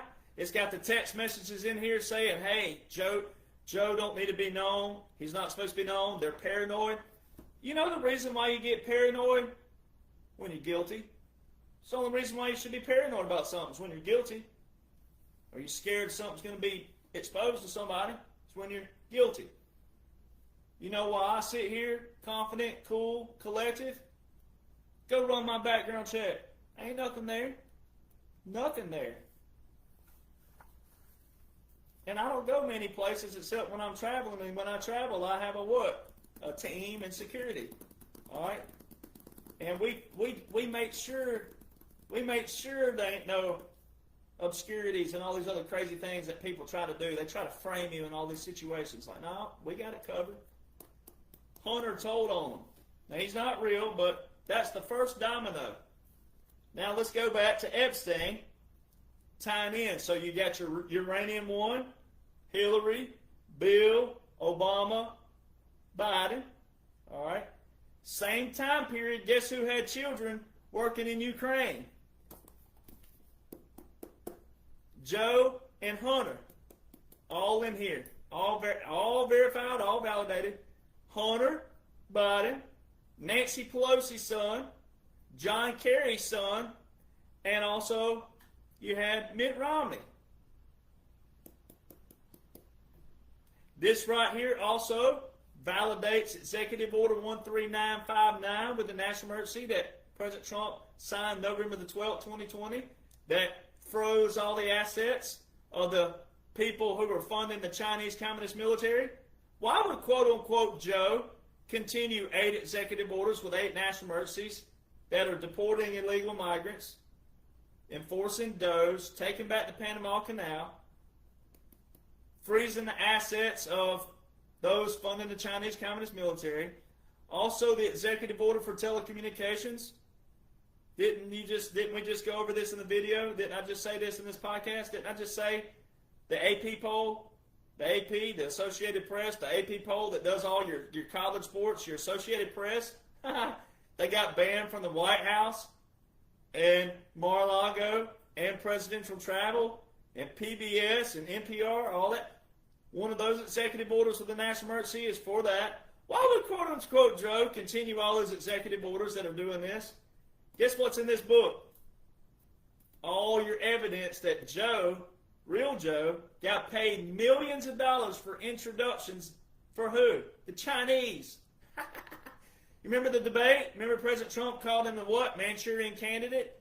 All this stuff goes back to Vice President Joe, not President, what people thought was President Joe. It all ties into your 2008 to 2012, the Russian president at that time. That's why old Vladimir Putin was so happy to hand over that soccer ball to President Trump. It's called a capitulation. I'll do what you want me to do, sir. I wasn't president then. Yes, I knew about it, but I wasn't president. What do you want me to do? How can I make up for this? Now let's tie in Osama, yell mama, Obama. All right, so Obama. One, where are they? If you know what I know, and a lot of patriots do, where are they? Why aren't they? Why isn't Big Mike taking up for her man? Why isn't Michelle taking up for my man? My man, don't you talk about my man like that? Why ain't Michelle pulling her weaves out for her man? Why ain't she going all up? Why aren't they taking? all the Russiagate, it's hitting all over. Why is it? So you're going to have one liberal that says that he's classier than that. He don't get into the fights. The gaslighter in chief, the one we had to listen to all the time with those written speeches that were nothing but gaslighting all day long. All of a sudden, the gaslighter in chief, the one who held his phone up, remember on the late night show, and he read off President Trump's tweet, said Obama will go down as the worst president in history. And Obama did what? Well, at real Donald J. Trump, at least I will go down as a president. He drops the phone. Oh, he's going down all right. Oh, is he going down? He ain't going down like Kamala did on Willie, but he's going down. Oh, he's going down. And it ain't no Nelly song. He ain't going down, down, baby. No, it ain't none of that. No, he going down. And President Trump's been showing you all roads lead to Obama. Retruth in these, retruth in these, retruth in these. Then he says, and one of them, reshare, retruth, reshare. Share if you'd like to see public military tribunals. I mean, and then you got people going, oh, we haven't seen anything yet, because you have little faith. You have no patience. You have no appreciation of what the military men and women have been going through the last 9 years, what they've done for you. And also the men and women generals. There are women on that too, men. You can believe it. Women generals, all right? Commanding generals on top of that, all right? World leaders. It's bipartisan. It's good versus evil. So Obama ties in because of who was president. And then what I'm gonna pull this up just because I'm gonna pull it up because I'm gonna read it word for word. I meant to post it earlier, but I'm gonna pull this up while I can right here since the internet's working really good. What's funny out there is there's a certain group of people that claim to be insiders to President Trump. They have a nickname given by President Trump, a bad nickname, and people still flock over to their page like, oh, and I'm like, President Trump gave them a bad nickname. This shows you that people who claim to be President Trump supporters have not connected the dots of what this operation is about. Draining the swamp means draining the swamp. It means unfollowing people that he's given a nickname to.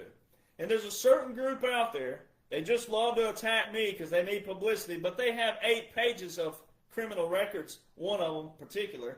All right, 8 pages now, ladies and gentlemen, felonies and unspecified criminal, suspension of license. You don't just get your license suspended, especially with felonies and all these other. So when you look at that bigger picture, all right, look at where we are. This is about draining the swamp. Look at the patriots out there that claim to be patriots, claim to be not liberals. They don't even know how to attach that. But this certain group of people says that the War Powers Resolution Act is not where the president declares wars.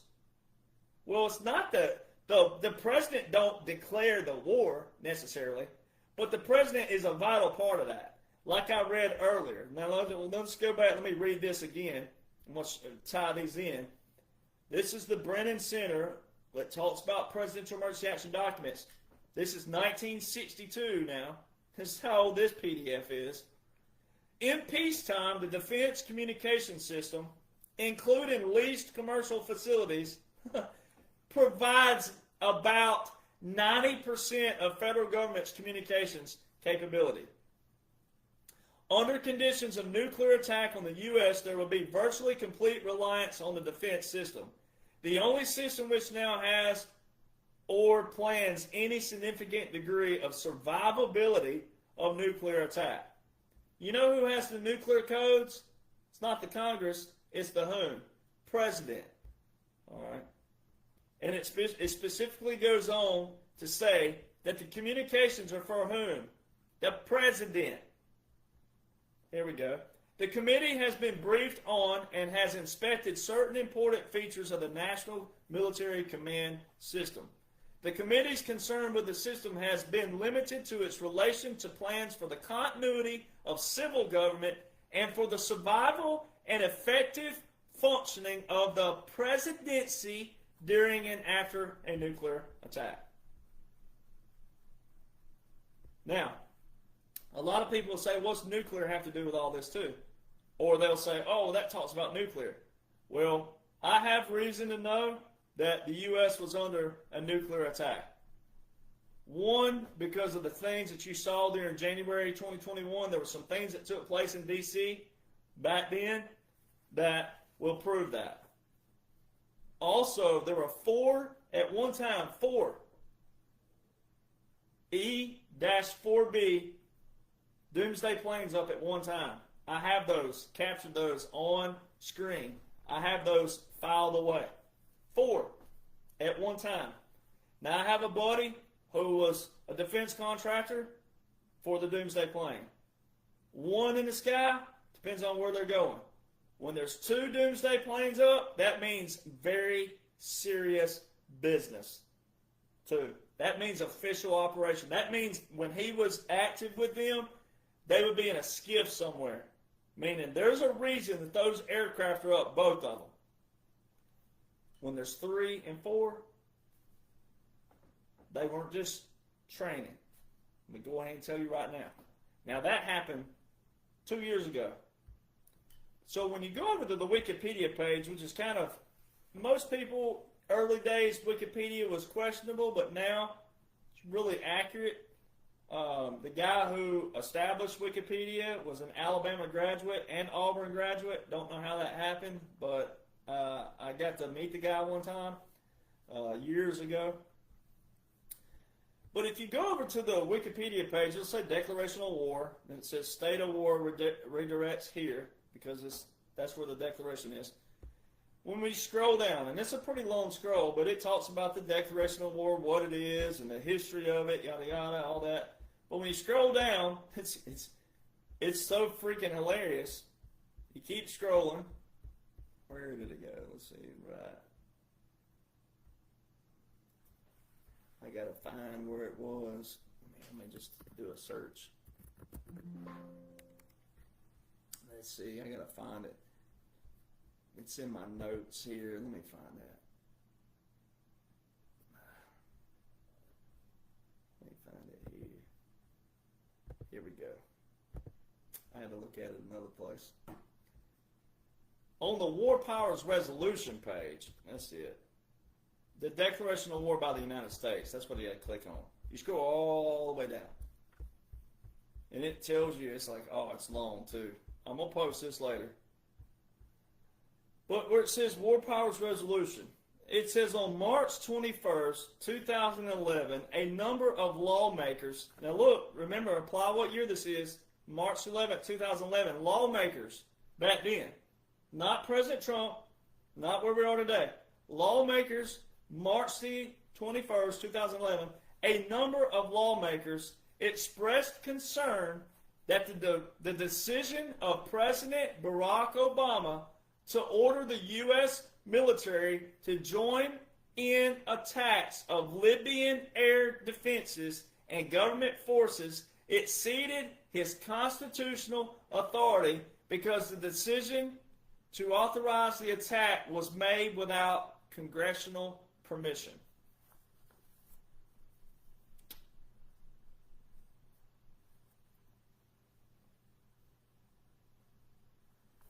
You know what I already have in podcast?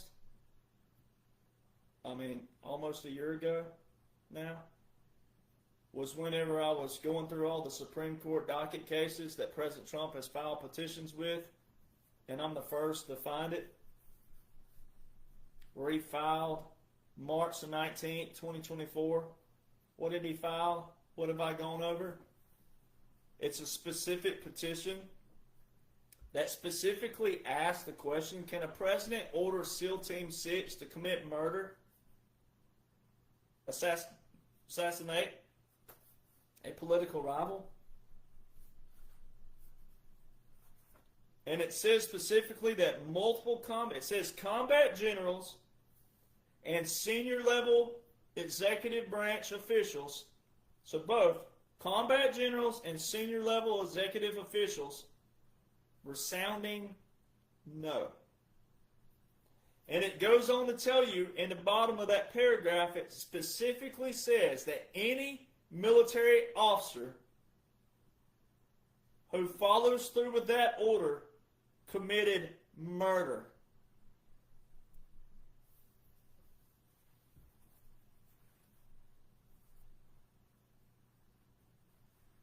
See, when people ask me why don't more veterans talk about what I'm talking about, you see how important this is now? Veterans? If you're a veteran, are you listening? Do you see how important this is? Because SEAL Team 6, that would have been chiefs. Now, they may be able to separate that somehow, but it specifically says combat generals, plural, and senior level officials, executive branch, plural, resounding no. And I've said it over and over again that Obama does not have anything in the War Powers Resolution Act. That's why Section 1550 by President Donald John Trump is so important. You hear me talk about it over and over again. Title 50, Chapter 33, Section 1550. And there's the idiots out there. We're talking about people who are official per se, the leader of the Klan, and their little minions down here. Talking about the War Powers Resolution Act. It's not Chapter 33. It most certainly is. This is how dumb they are. This is why this is important. Now, when you go over to Title 50, Chapter 33, Section 1550, and scroll down, it says that it's not a part of the War Powers Resolution Act. But it is temporarily for one reason. It's a part of it because it has to be in there. That's a declaration. It's not going to be in there in the future for future presidents to use. So you got to know literature. Then you got to know the law. Then you got to know the orders. This is why that's important. Because if you read that, it was just a codification. It says it's not a part of the War Powers Resolution Act, meaning it's not an amendment to it permanently. It's an amendment to it temporarily because this is an operation. The whole thing is an operation. It says it's the NDAA of 2020. Well, that's your National Defense Authorization Act of 2020. But the actual clause says this. The clause says every 180 days after December 20th, 2019, well, it says in the first 180 days and then every 180 days thereafter. So it accounts for the first 180 days and then every 180 days thereafter. Well, in that first 180 days after that declaration, December the 20th, 2019, which is the NDAA, well, when they put it in the War Powers, that's temporarily because it has to be there for what? Visual sake. For what? Record sake. That is a declaration. Title 50 is your Congress. Title 50 is your Secretary of Defense. Title 10 is your President. Well, in that first 180 days is when President Trump, what do you do? Executive Order 13912, March 27, 2020. He federalized 1 million reserve components to active duty. Then he gave the Secretary of Defense equal authority April the 30th, 2020 with Executive Order 13919. In the second 180 days, he invoked the continuity of government, Executive Order 13961. 3 days later, Executive Order 13963.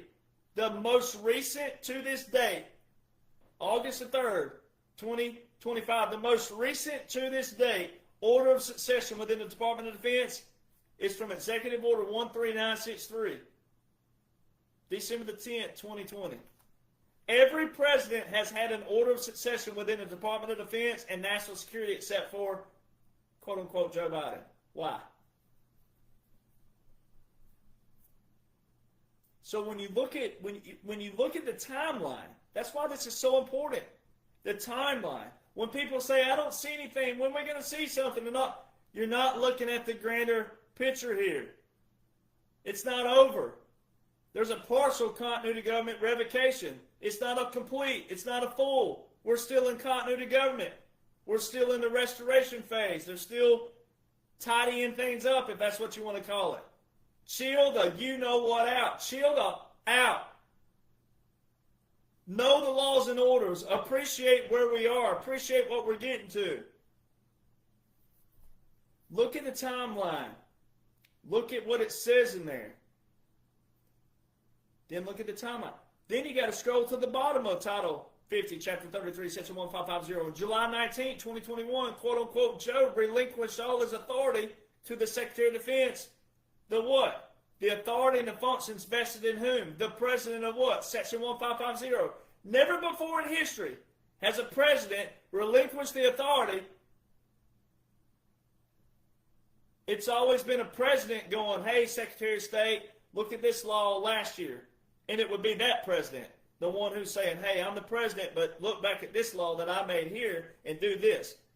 This is, quote-unquote, Joe, for the first time in history, saying, hey, Secretary of Defense, I don't want the authority, the power. I'm relinquishing my authority, my power, everything to the president of Section 1550. Who was the president in December 2019? President Donald John Trump. So there's, you know, that old saying about dotting your I's and crossing your T's and making sure all your ducks in a row and all. That is what that is. That is crossing your T's and dotting your I's everywhere. That's like there's no loopholes anywhere for history's sake. They put no loopholes anywhere for history's sake. They invoked the continuity of government. They invoked the military occupation, military government, but then also they made, quote-unquote, Joe an executive order. Well, I mean, the War Powers Resolution Act, not the executive order, excuse me, but they made him an executive document, some word I was looking for. They made him an executive document do what? On paper. In the War Powers Resolution Act. So everything's under President Donald John Trump. So President Donald John Trump has to do what? Get it right. Well, he was put in this position for a purpose and a plan. This ain't him acting as a president. This is not him acting as a 4-year president. That's what makes him so unique and so strategic and so special. That's why no patriot, no Republican, no conservative, no Trump supporter, you have no excuse whatsoever to look like you look right now. Because Obama is tied to murder. And right here on the Wikipedia, it tells you on the War Powers Resolution, on March 21st, it tells you lawmakers expressing, this is a note, a public note, that is now tied to a Supreme Court docket case 23-939 waiting to be told to the public. And that will require your what? Your visuals of what? You're going to see the arrest. You're going to see what you want to see. But you gotta appreciate how we got there, because on the flip side of all this, we don't need what? We don't need Obama 2.0. We don't need Obama 3.0. We don't need Joe Biden, a real 2.0. We don't need the swamp to grow back. So you need to appreciate and know what you need to know as an American person, as an American individual, as an American civilian. It should be pretty self-explanatory. So then when you look at like Iran, right? So there wasn't a single report. Think about this. There wasn't a single presidential report on Iran from December the 20th, 2019. There's that date again to December 23rd, 2024. And you're going to think 28 days before President Trump takes over again, even though he never left, but for the people who thinks that, you think that 4 weeks before that quote-unquote Joe would release a report on Iran when he didn't release one from 2021, 2022, 2023, and all of 2024, all the way up to 8 days before the end of December? Really, people? There wasn't a single presidential report on Iran. Obama had 20. President Trump had 4. Really, people?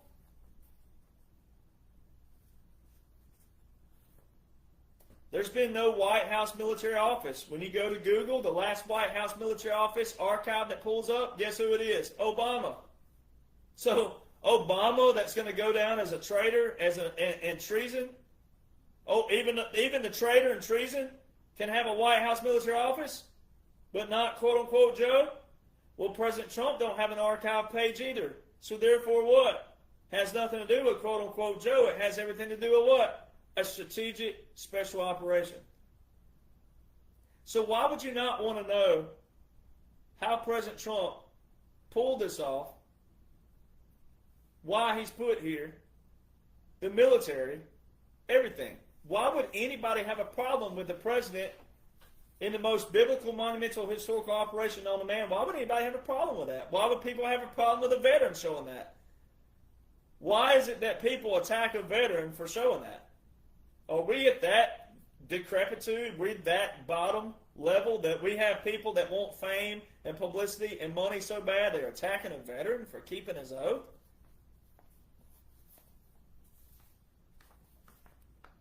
I mean, you can't get any more clear than this. You can't get any more clear. People out there, oh, I don't see anything. When are we going to see something? Nothing's going to change till we see arrest.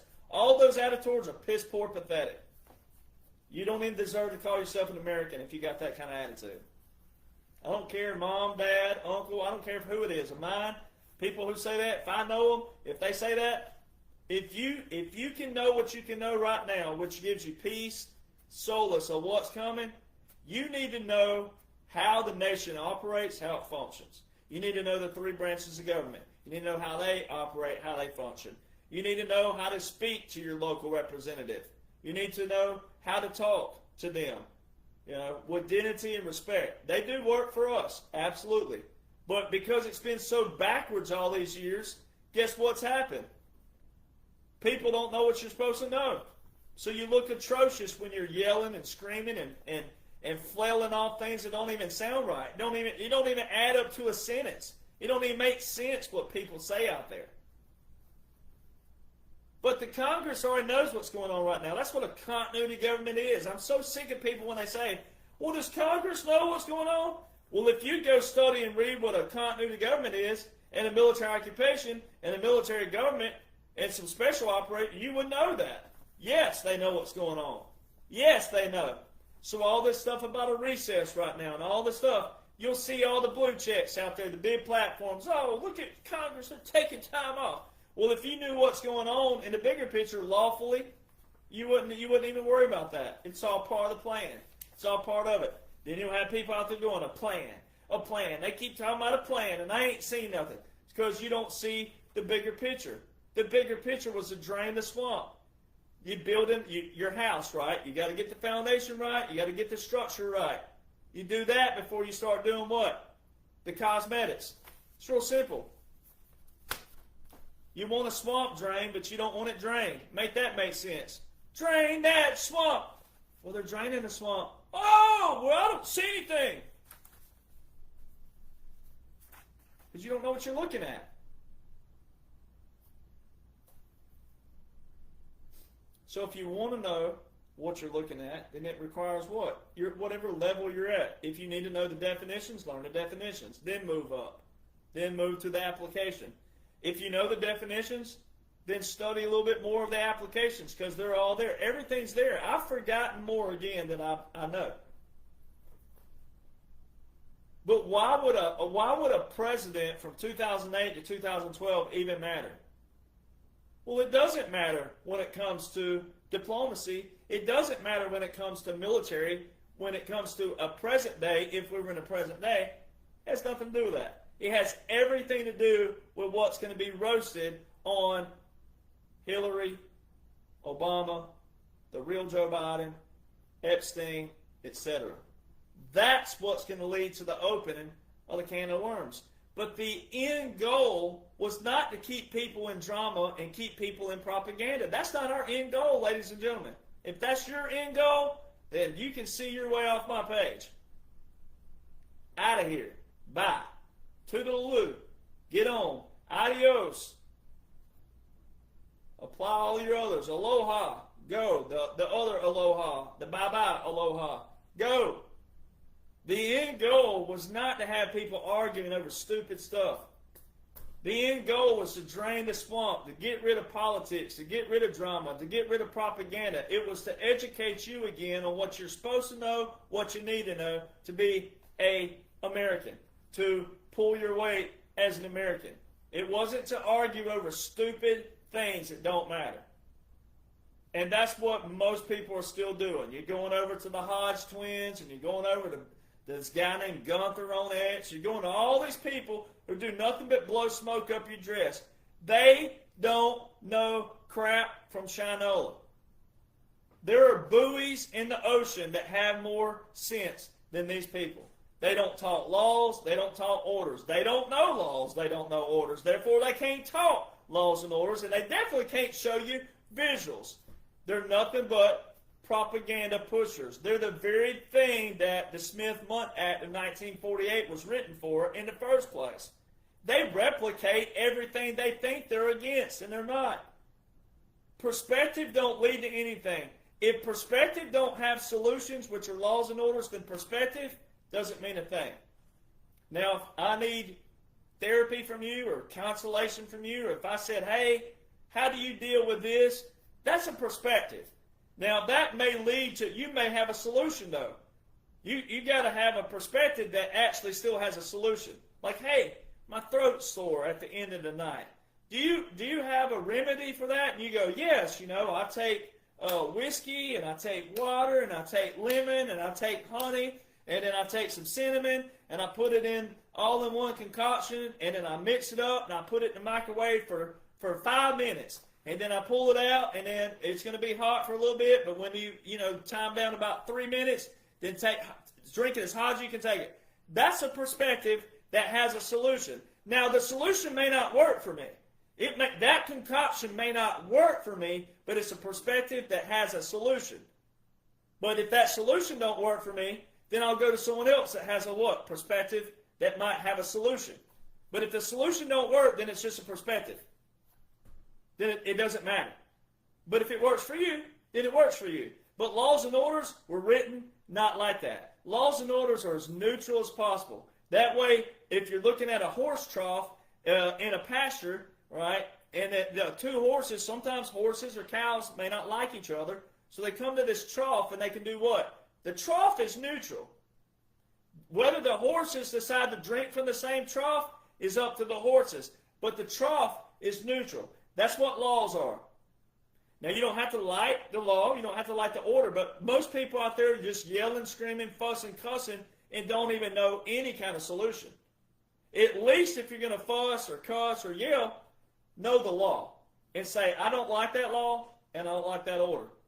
But if you're a President Trump supporter, patriot, Republican, conservative, you should have no problems whatsoever with what's in votes right now and what it's doing in the grand scheme, in the 45-47, but also in the 4, the 5, the dash, the 4, the 7. You shouldn't have any issues at all because everything that President Trump's doing is military. It's an operation. It's not a president having to go, oh, let me make sure I follow this order correctly. No, it's all strategic. It's all pre-planned. That's exactly what a continuity government and a presidential emergency action document is. It's pre-planned. It's already been planned out. They're pre-planned executive orders, pre-planned proclamations, pre-planned national emergencies, pre-planned treaties. You have everything there. There's nothing else you need. So when you know the foundation, then when President Trump puts out a tweet or he puts out an article about the appeals court upholding, meaning it's not the actual initial enforcement, it's already been enforced. Then you'll go, oh, upholding a ban means it's already in place. And it's the Associated Press. Will that be a wire communications? Well, that's 47 U.S. Code Section 606, which is titled War Powers of the President. War powers. Well, that means he's a wartime president. He ain't started any foreign wars. So the only other process of elimination would be what? Well, he's not started a foreign war, therefore it's got to be a what? Military occupation on our own nation. So why wouldn't you want to know that? Iran, Israel, those are operations. They're not wars. Now, they'll say Israel's a war, but the U.S. involvement is not a war. It was a strike in Iran, an airstrike. It's not a war. So look at all the people who went and put up, not our war. There were some people who were on President Trump's prayer team. Not our war. We're not sending our children. Marjorie Taylor Greene. She's going to turn on President Trump. That's all pre-planned. So if you get upset at MTG, like in real time, then you're missing the whole part of draining the swamp. All these people got to show their colors. They got to tell on themselves. Let the thing play out. Let these people tell on themselves. All they're going to do is exonerate President Trump.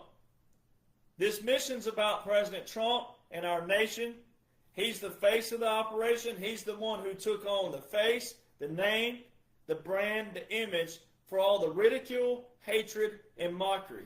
If you jump ship with that man, you are a pathetic piece of you-know-what.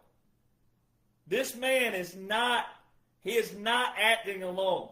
This is a military operation, military government, military occupation, continuity government. He's not acting as a constitutional president. He's acting as a constitutional commander-in-chief of a military government, military occupation, continuity government. It's all outlined in laws and orders I just went over, and even more so. If you jump ship with him, you're proving you're not a patriot. You're proving you have no patience, you have no faith whatsoever. And if it were me, or if it was something where it required you and I on this level, if it was something where you're my friend and you jump ship with me, you wouldn't be my friend anymore. Plain and simple. If you left me during what you think is my worst period, my worst time, if you leave me during what you think is my worst time in my life, you're not a friend. You're not even an acquaintance. So you got to apply that. Look at what President Trump put his name, his face, his brand, his image, his children, his grandchildren. It forever changed their world, their lives. He's taken the hatred, the ridicule, the mockery, the shame, all this severed head being held up. You got people out there wanting him dead. You have people on their social media typing out that, oh, don't you wish you could just wake up and see that message on the social media? That's how pathetic and sickening and disgusting and despicable that people have become in this nation, that you would root for the death of a president, that you would root for it, you'd pull for it. That's why Republicans, conservatives, patriots, you also need to lose your freaking attitudes out there about the Obama and Hillary and rooting for their death. We should never get to a place in history where we're rooting for that. What you should be looking at is how the American people forgot all the core principles of what you're supposed to know, as the Declaration of Independence describes and prescribes in it. You should know what you're supposed to know to beat yourself up while you let Congress become the swamp and while you let them rule like kings and queens they have been and have been living as, with all these taxes we've been paying and all this other stuff that all these other nations have been ripping us off. You should be beating yourself up that you let these people grow to that point. You allowed that. Now, it may not have been you specifically, because there's a lot of good patriots on here, but we know that society did this. People did this.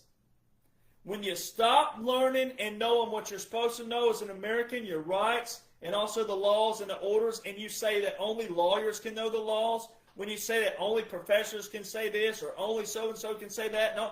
When you get to that level where entitlements are the only people who can do certain things and not we the people, as our foundation shows and our Declaration of Independence prescribes, when we get to that point, that's how the swamp grows up to what it be. And then what do we have to deal with? The ramifications of it. Now we got to deal with the ramifications. Now we have people who hate veterans, who slash and trash and ridicule and try to steal from. I mean, think about it. Trying to frame a veteran, like for telling laws. We're at that place of despicable, whatever disgusting. We're at that place. I've already been through that personally. So we're at that place where people don't even appreciate laws and orders that are solutions for us to live a happy, peaceful life in tranquility. And that they're actually, the left over here, the liberals, are rude. They're actually like, okay, Unlawful migrants, come on in. Yep, they get due process, but this don't deserve. Think about all the things of where we are. That's ramifications. We got to deal with that. They're not going to change overnight. So when you apply those little simple principles, you shouldn't see you rooting for Hillary to die is the same thing as them rooting for President Trump to die. You're just on separate sides of the fence. So you're both butting heads on something that's disgusting. All right. Now, do they deserve punishment? Absolutely. We have punishments for that. And if we the people deem that death is that punishment, okay. But rooting for it is completely different. After we get through this period of history, when all these people are punished, and whatever the action of that is, once we get past that, we have to reinstill in society. We have to reinstill the what? Simple foundation, the simple procedures of obeying that foundation, which are laws and the orders, and then also, okay, if you're a congressman or woman and you do this here, here's the punishment for that. If you do this, here's the punishment for that. If you do this, here's the punishment for that. And then we the people, you the people, we the people have to do what? We have to have the skill set to identify when people are doing what? Good and evil. And it can't be based on one individual or two individuals or three. It has to be a whole. We have to be what? Cohesive. We have to be what? Working together in what? Unity. See, when you do what's right from the start, you ain't got to worry about anything else. If Congress was doing what they were supposed to be doing, they wouldn't need a presidential emergency action document disclosed to them within a certain time period, because they are the ones who declare the war. So if they're doing what they're supposed to be doing, the president will be doing what he's supposed to be doing, and the vice president, etc. So if everybody's doing what they ought to be doing, then what? Merle Haggard, where's my country music fans? Merle Haggard, his song's already come true. A song he wrote way back in the either late 60s or early 70s, Rainbow Stew. What does it say? When people start doing what they ought to be doing, then they won't be booing no more. So listen to it slowly. When people start doing what they ought to be doing, then they won't be booing no more. When people start doing what they ought to be doing, then they won't be booing no more. And then what did he say after that? When the president goes through the White House door and does what he says he'll do, we'll all be drinking free Bubble Up and eating that rainbow stew. Well, I guess Bubble Up needs to double up and start distributing free Bubble Up. And whatever rainbow stew is, well, somebody needs to be concocting them some rainbow stew, because President John Trump done gone through the White House door and said everything he was going to do, and he's done it. So why are you jumping ship? Maybe I should title this podcast, Why Are You Jumping Ship? This man's done everything by the book, to the T, the I's, the T's, the ducks in the row, the P's and the Q's, whatever you want to say. Everything's there. So why are people jumping ship? Because you don't know the laws and orders, and you don't appreciate the laws and orders. You don't appreciate the military. You don't appreciate the man. The man, the plan, and trusting the man and trusting the plan all coincide. You got to know one part to know the other. And you got to know all of it to trust it. And it's all there in current laws and orders. We're still in a continuity government. And now you see President Trump roasting Obama with the Russiagate. And that's just the tip of the iceberg. That's just the tip. Oh, the tip. That's just the tip. Right? Hunter done told on himself. Hunter's done validated the book. Hunter's done validated Rudy Giuliani. Hunter's done validated all the filth and corruption in this book right here. It's validated. It was already validated, but now it's validated. Now, for the people that thought that was really Hunter Biden, and it was all over mainstream media, the new Hunter Biden interview, validated. Joe, Obama, Bill, Hillary, all of them. Kerry, Pelosi, all of them. all of it. Sex trafficking, human trafficking. Old Hunter with his niece. Hunter with his 12-year-old niece. Validated. Right in here. Hunter with, in the Hunter Biden interview, the interview we're talking about, July 21st, he was talking about his brother Bo. Oh, the worst day of my life when my brother died. Oh, yeah? Why are you banging his widow? Why are you sleeping with his widow? We're not talking about years later. We're talking about immediately. Banging his brother's widow. Then she turned on him because what? He was naked, watching porn with his 12-year-old niece. Right in here. Validated. Already validated. Rudy Giuliani. Giving the book to Marco Polo. It's all here. It's all there. Obama. Bill. Hillary. All of it. It all ties in. That's why, for the people who thought, quote-unquote, Joe and quote-unquote the hoe were real, that's why they didn't release any kind of quote-unquote files from 2021 to 2025. Because they asses are in here. They asses are in here tied to sex trafficking, human trafficking. They in here with pictures, text messages, checkbooks, Zelle, Venmo, you name it. They in here. So you people out there need to chill out and hang on, because when they drain the swamp, not only did they drain the swamp, guess what they're doing?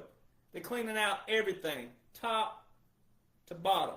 When it was go time for us in the military, whether you're voluntarily combat, involuntary combat, and or active, reserve, National Guard, whether they know what they're doing or not, doesn't matter. They'll figure out later if they don't, because everybody in the unit is doing what that unit's supposed to be doing. All right, but all of us veterans that are operating what we're doing, and then all the involuntary and the voluntary, all of it. When it was go time, it was go time, baby. Wasn't no turning back. And also, when it's go time, we're going in and we're going to do what? We're going to kick ass and take names, and we're going to take them all out while we can and while we're doing it. Taking them all out. So all of you people out there, you need to chill the you-know-what out. 12 years of your life ain't long at all. Now, I'm not saying it's going to go to the last freaking day of 47. I'm not saying that. But 12 years of your life of what you've been living under, then you have to turn and tell me that everything before 2016 was hunky-dory, was perfect economy, was perfect, no swamp. You have to explain to the people out there and yourself and myself. Tell me when people weren't dying before. Tell me when there wasn't poverty before. Tell me when the homeless veterans weren't all over the streets. Tell me when the economy was doing great. Tell me when there was 1% inflation, never before. Tell me all these things. You can't. You can't. Because everything before 2016 was the swamp.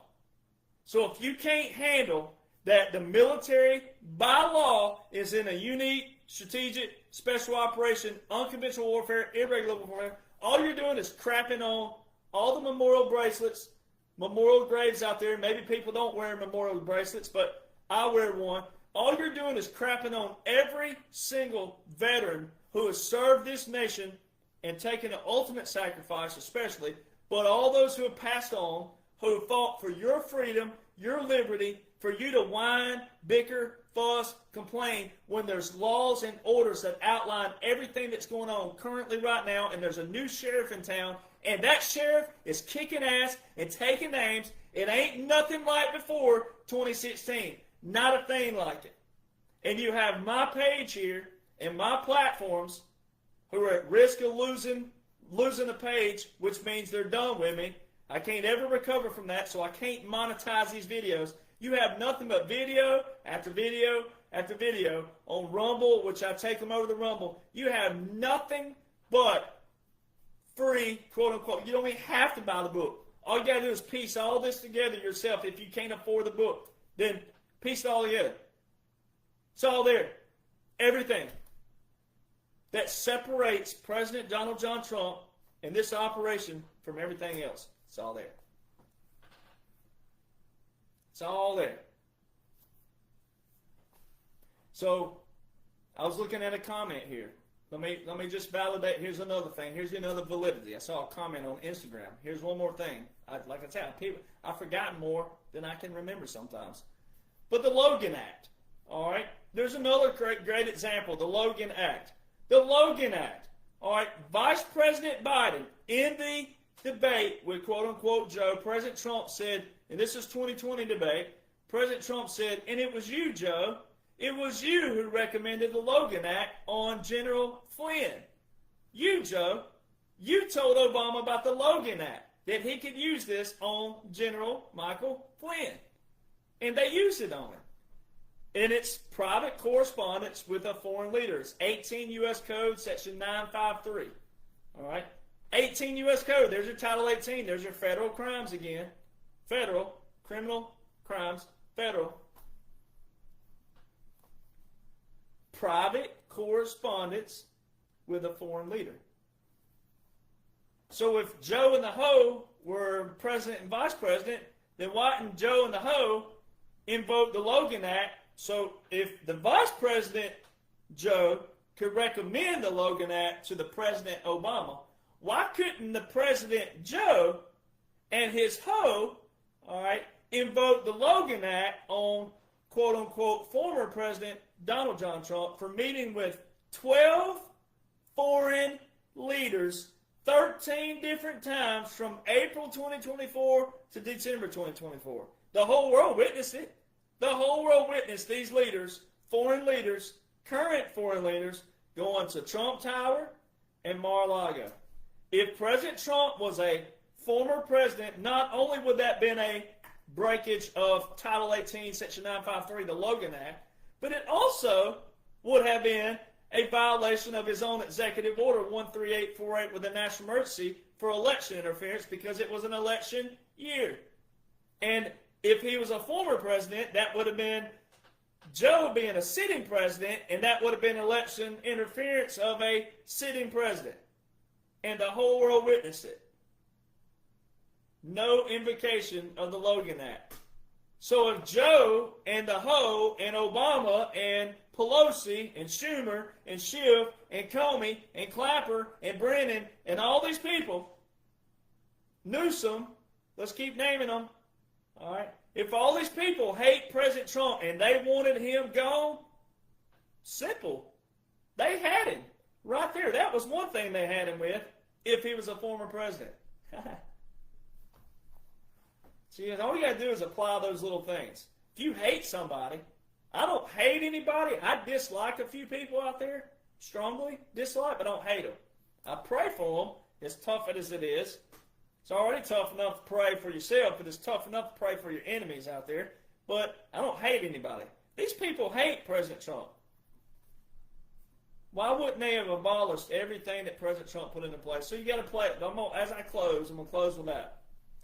So if you hated somebody and you wanted to get rid of them, but you're like, you know what? I can't display my hate to these people. But, hey, I'm president. I got all the laws to myself. You know what? Yeah, a certain group of people are going to know that I can't stand this person, and I'm about to take them out lawfully. But by law, if Joe was president, by law, he could have done everything. By law, on January the 20th, 2021, starting on that day, Joe Biden, if he was real, he could have revoked every single executive order by President Trump.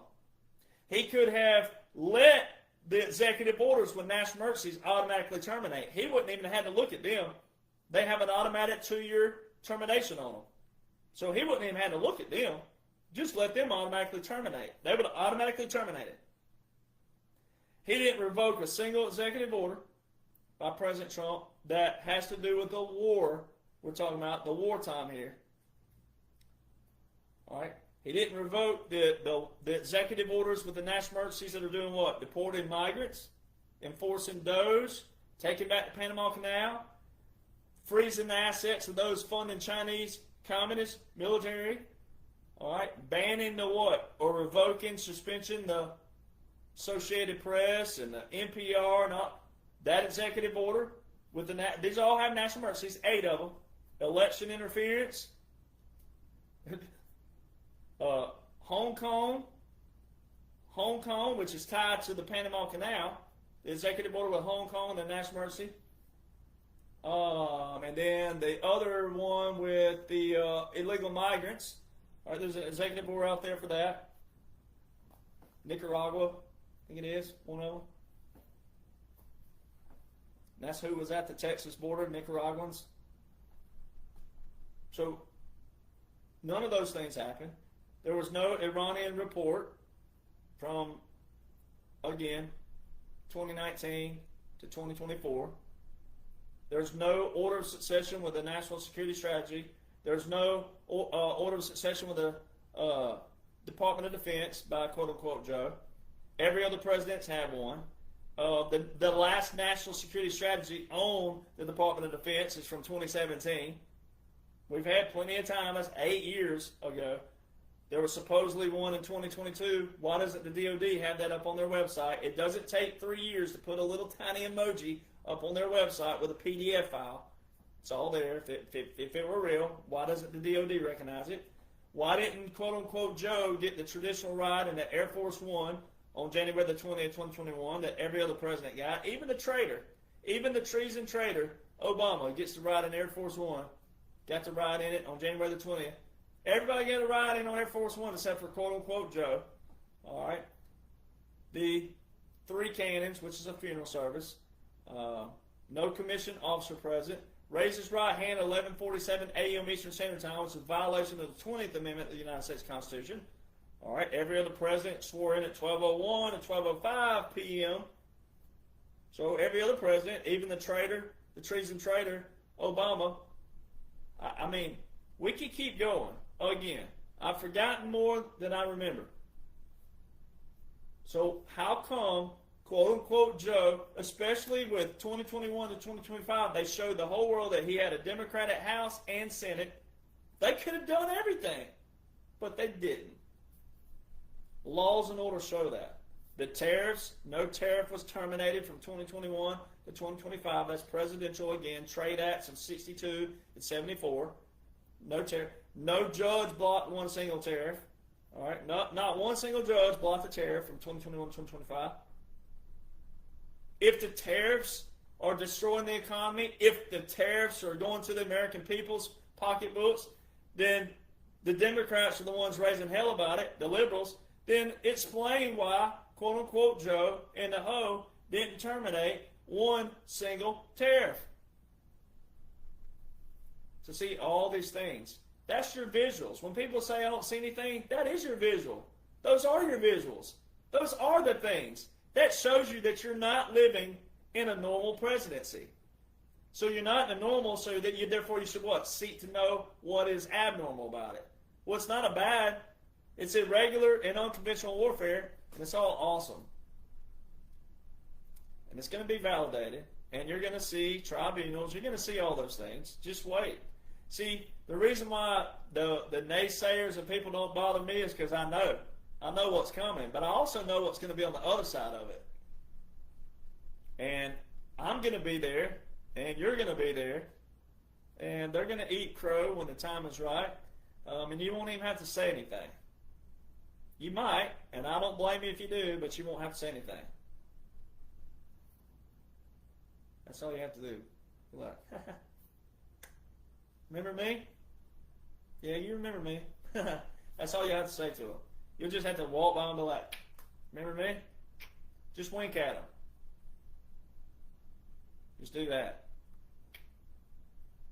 Put that little grin on, be like, give them a little kiss. That's what I'm going to do to them. I'm going to walk by them.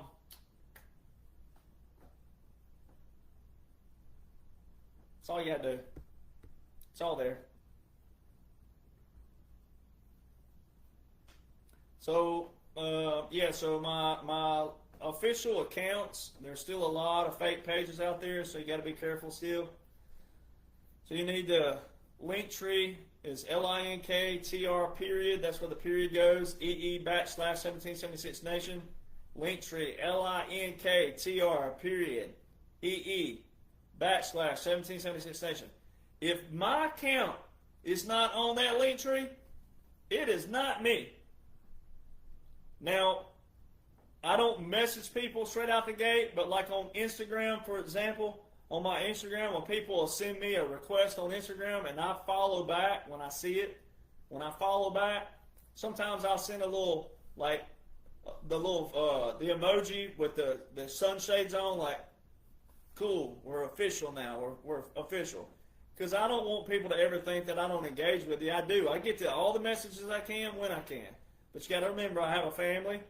I have a mom and a dad, and then I have a few friends. Not many, but I got a few.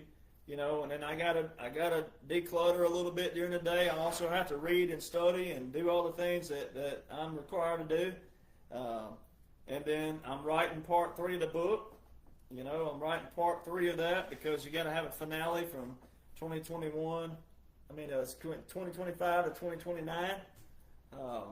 And then, you know, I got other things I'm doing with social media. I run all my social media pages on my own. I'm the one doing all the posting. Sometimes I'm typing that all. Sometimes I'm not typing it like this. Sometimes I'm doing that. I run all my pages. But I don't talk, let's address this on the end of this. I don't talk about QFS. I don't talk about QFS wallets. I don't talk about any kind of XLM, XRP. I don't talk about that stuff. What you do with your money is what you want to do with your money. I don't talk about that stuff. I understand all of it, but it's not relevant to what's going on right now. When President Trump is ready for you to know about that stuff, he and the appropriate people will put that out there. So, you know, I know a lot of people who do talk about it, and some of their assessments, but, you know, I know 2 people right off the bat, 2 experts on it, and it's a polar opposite. And they're experts on it, and they're credible experts, and they're credible people. One's a former defense contractor, and one's also a retired lieutenant colonel. And so, you know, until President Donald John Trump and the bigger mission disclose that, you don't need to be doing anything and listening to people. Don't be transferring your money here and there and doing that stuff. You're getting gypped. It's a fraud and scams. Too many of them. And they're using my name because they know people trust me. I don't talk about that stuff. And there's nothing we can do about it, though. It's that old saying, you put one fire out, 10 more start up over here. Well, that's what happens. There are so many fakes and frauds out there. So, unfortunately, some people have never been to my real page, which is why sharing these, everybody needs to share it because people need to hear that. But, I mean, you know, the odds that they'll see that video, it just depends. But, so that's why I post that every now and then. It's unfortunate. There's a lot of thieves out there, frauds and scammers. They're, you know, that's another thing that's got to be worked on. With cyber security and all these other things, and I know that's one of their you know, targets with what's going on and what they're doing with all this stuff. On the next podcast, I'll try to go live again like Tuesday because I had a request to talk about Palantir and a few things like that, so I'm gonna come back on and do that. A breakdown of that probably on Tuesday. I have a busy day tomorrow, but I'll do that, you know, sometime this week. Break that down again. Where you'll have that just in one little video. But, you know, anyways, I do appreciate everybody at 1776 Nation, Rattletrap 1776 Nation, Dear Jonhson Country. I appreciate all the true patriots. I appreciate all the messages, all the comments, and all the positivity and all the prayers. Well, first of all, let's start with prayers. I appreciate the prayers first. You know, that's the biggest key thing in the world is your prayers. And then I appreciate all the positivity. But you know, I don't want everybody to think that I'm not always negative. I just feel like the people who are slacking and the people who are dragging, they still should be priority. Because there's sometimes a way you can say something differently and it clicks with people, just for saying it differently. So if we don't ever reach back down over the boat and reach back in the water to try to lend a hand, then what are we really doing? Are we really patriots? Are we really for humanity? So sometimes I repeat myself because sometimes repetition helps, but also sometimes you say it just slightly different. I always receive a message or an email from somebody weekly who says, holy crap, it clicked. When you said it this way, it clicked. That's what we're supposed to be here for. So, if you've heard me a million times, then maybe you don't need 1,000,001. But, I just look at it that way. But I do appreciate all the Patriots all over my social media. You've been a blessing. But you've, spiritually been a blessing throughout my spiritual journey. I'm getting better with some 4-letter words. I'm getting better. I'm getting better. I'm getting better. I'm getting better with some of my delivery. But, you got to remember, I'm a veteran first. A retired veteran first. So I operate from what? Military first. Military mind, military angle, military attitude. So if I get a little fiery, it's because of the military part. Not because it's direct to you or at you, but more for you. But also, maybe I'm nicking on some of your frustrations out there. But, I'm in operation. It's great. It's going great. Everything's great. Everything's going great overall. So you're going to be happy with the results. President Trump's told you that. He's told you you're going to get so tired of winning. You're going to win so much you get tired of winning. So, anyways, we're going to see y'all out of here. And I'll go back live again like Tuesday, I do believe, and try to do that. Some of the questions I've received. So that seems to be a hot topic still, and I'm going to go back over that. And we'll see you guys. We'll see you guys and gals, you Patriots, very soon.